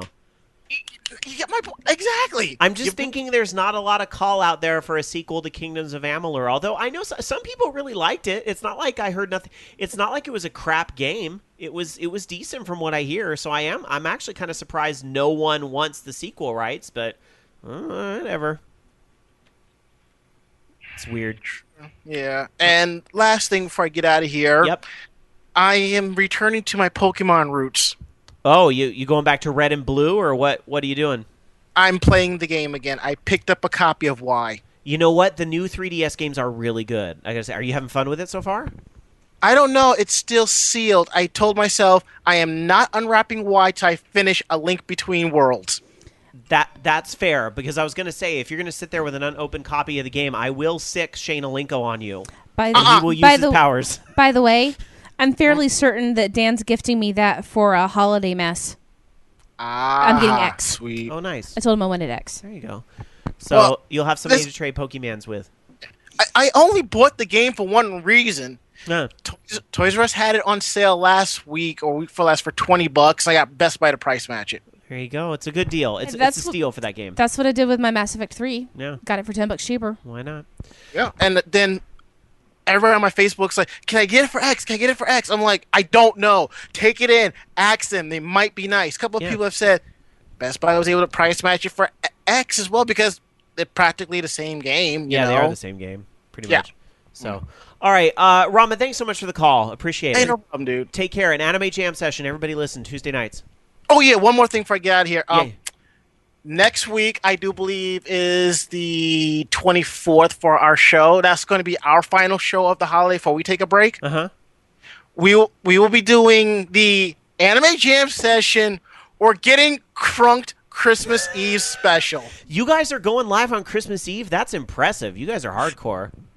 It's because we'd rather get drunk with our friends and guests than our own families, because if we're with our families, we're going to drink anyway. I love it. Unfortunately, I have plans with my own family on Christmas Eve, but if I get back in time, I'll join you all for a round.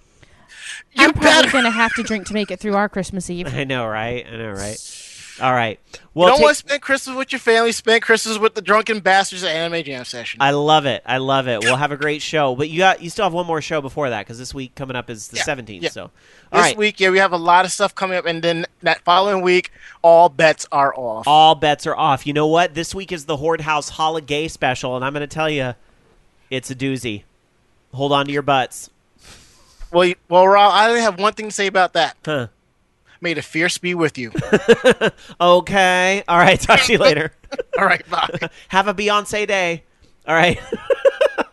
Actually, wait. Ramen doesn't like Beyonce. Oh, well.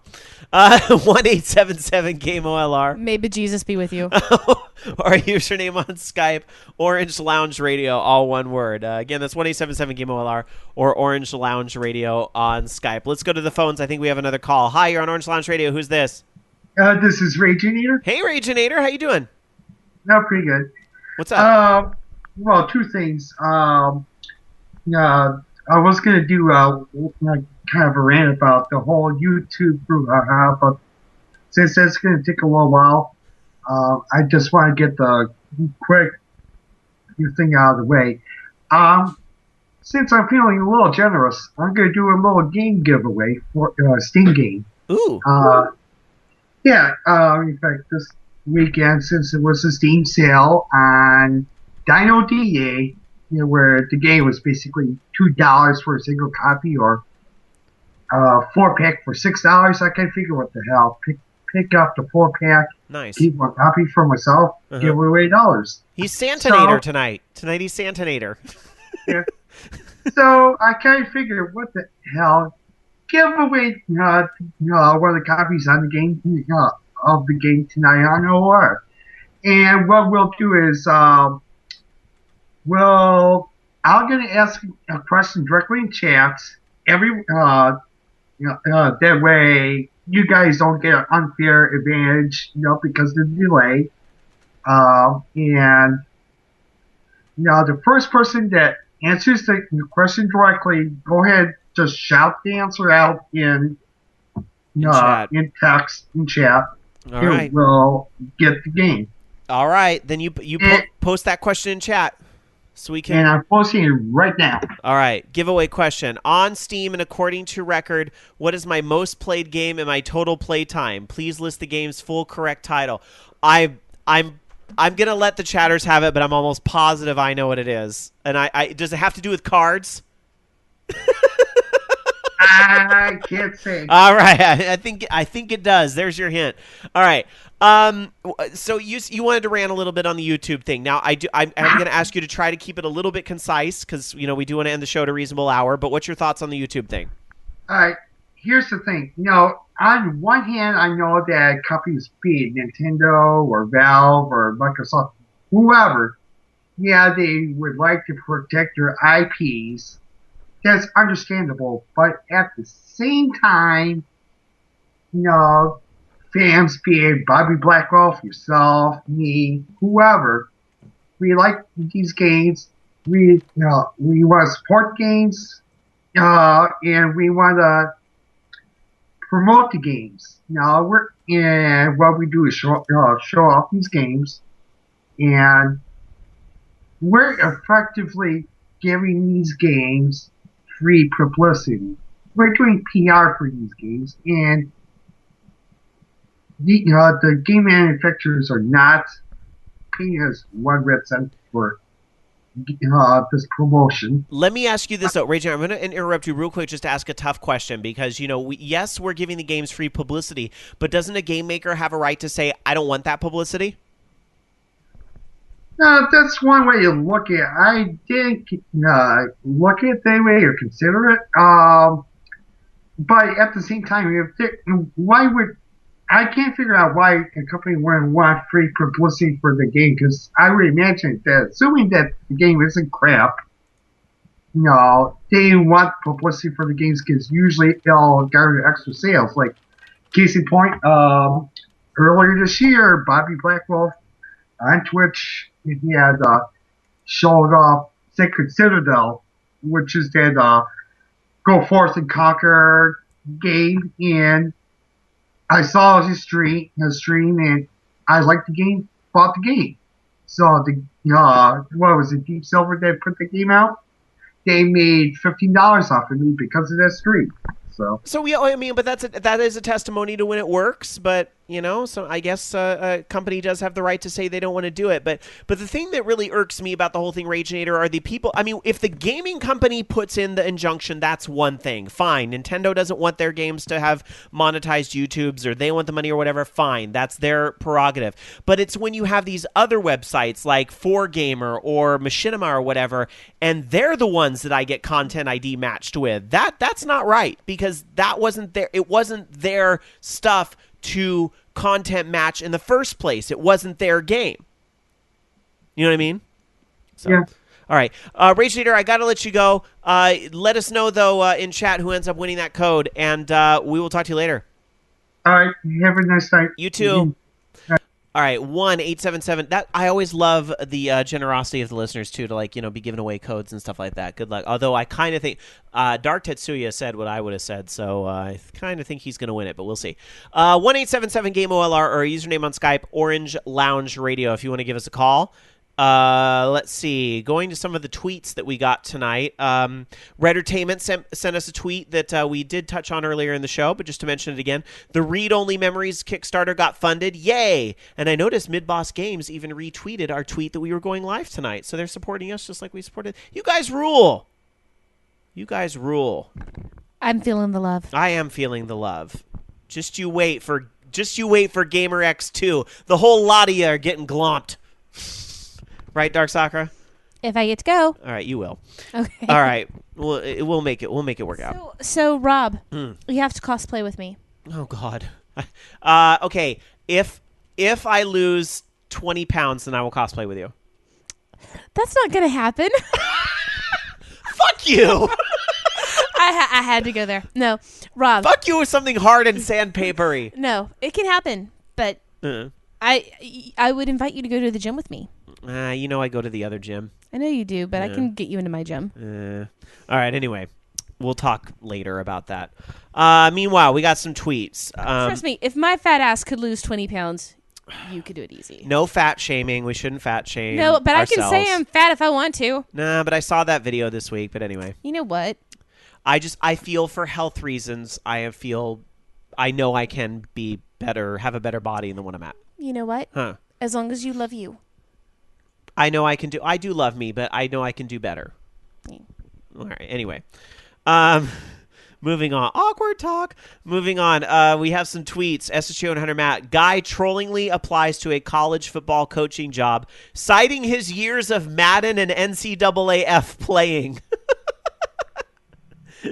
Do you think that we would be eligible for a job at a gaming company just because we did this podcast? I will say, and I think I've talked about this on the show. I'm not going to tell you who, but twice I've applied for positions with gaming companies. One of them I actually was really close with, and I decided to because I would have had to relocate and I would have had to stop doing the show and everything else, I decided to not go forward with it. I'm not going to tell you who it was, but you guys know I am a corporate teacher. That's what I do during the day. It was a corporate teaching job with a video game company. That's cool. And it would have been really cool. And it was just the relocation kind of like I couldn't do it because of where they wanted me to go, would have been tough. But, yeah. So, but yeah, I mean, like, but does the fact that we do a podcast mean we should work for video game companies? Not necessarily. Yes. Well, I mean, if it's graphic design, then that for you, that's good. Whatever, I'll take anything. Yeah, Loki does sales, so maybe that type of stuff would be good for him. So. I would love to do design for like digital manuals and that type of thing. SSJ 100 Matt says, I've cited OLR in a job interview once. Didn't get the job. Sorry to hear it. I've used people for references though, as people have listed Orange Lounge Radio as job. Didn't you do that, Dark Soccer? You put OLR down and me as a professional contact. I think I put OLR down. Well, you were already one of my references, but I put OLR down as a client for freelance design, and I put myself down as art director for Vogue. I have used it as an example of management skills, doing this show and keeping you two in line. I'm just kidding. we all help each other out, to be honest, but. All right, let's see. I had one other tweet here I wanted to read. Yes, it was from Eric RPG sent us a tweet, and it was just a link over to a Kickstarter for Grapple Knight is another Kickstarter, so I'm assuming this is a Kickstarter he's behind. It's a 2D platformer that pays tribute to the golden age of Super Nintendo. Sounds good to me. There's a lot of these. Grapple Knight is something he wanted to give a shout-out for on Kickstarter, so check that out. Let's see. Just trying to see if there's any other tweets. Oh, I want to mention this. We're going to get her back on the show for sure at some point. But do you remember? Yeah, do you remember our buddy? She came on the show right after it was announced she was going to be on the Tester 3. Our buddy Asuka was on the show. Now, she was, funny enough, we didn't know this. She called in just out of the blue. We didn't arrange the interview or anything. She knew a listener of the show. I hope Stan's still listening if he's out there. Thank you for hooking that up. But she called into the show one night, and it happened to be the week before she got kicked off the Tester 3. Yes, she was very cool. But she was very cool. We had a lot of fun with her. Well, get this. She's on the King of the Nerds Season 2. And I'm like, girl, now I know you can't talk about if you won or lost the thing. I understand that. But I'm like, win or lose, you have been on the Tester and King of Nerds. You are the nerdiest reality show contestant of all time. So anyway, I just thought that was hilarious that she's on that show now. So we'll have her back to talk about that, which sounds like Rama saying, fuck King of the Nerds. Well, he'll be really excited for that interview then. Red Entertainment says she's on actual TV. Yes. Crazy, huh? So anyway, let's see. Other stuff I wanted to mention. Peeker Uno tweeted the show and said, I missed last week's topic, but one of my favorite TV programs was Nightmare, a virtual reality RPG game show in the 90s. I remember that kind of. That's awesome. Anyhow, I don't think we're getting any other calls. So that's LOL, it. bye. Yeah, I'm going to go ahead and close up the Skype line. I have one last bit of... Go ahead, and then we'll close up shop for tonight. So this is pretty exciting. I've been actually waiting for this to happen. Duke Nukem 3D Megaton Edition has now added Steam Workshop support. Ooh, and a level editor. Wait, does it have multiplayer play yet online?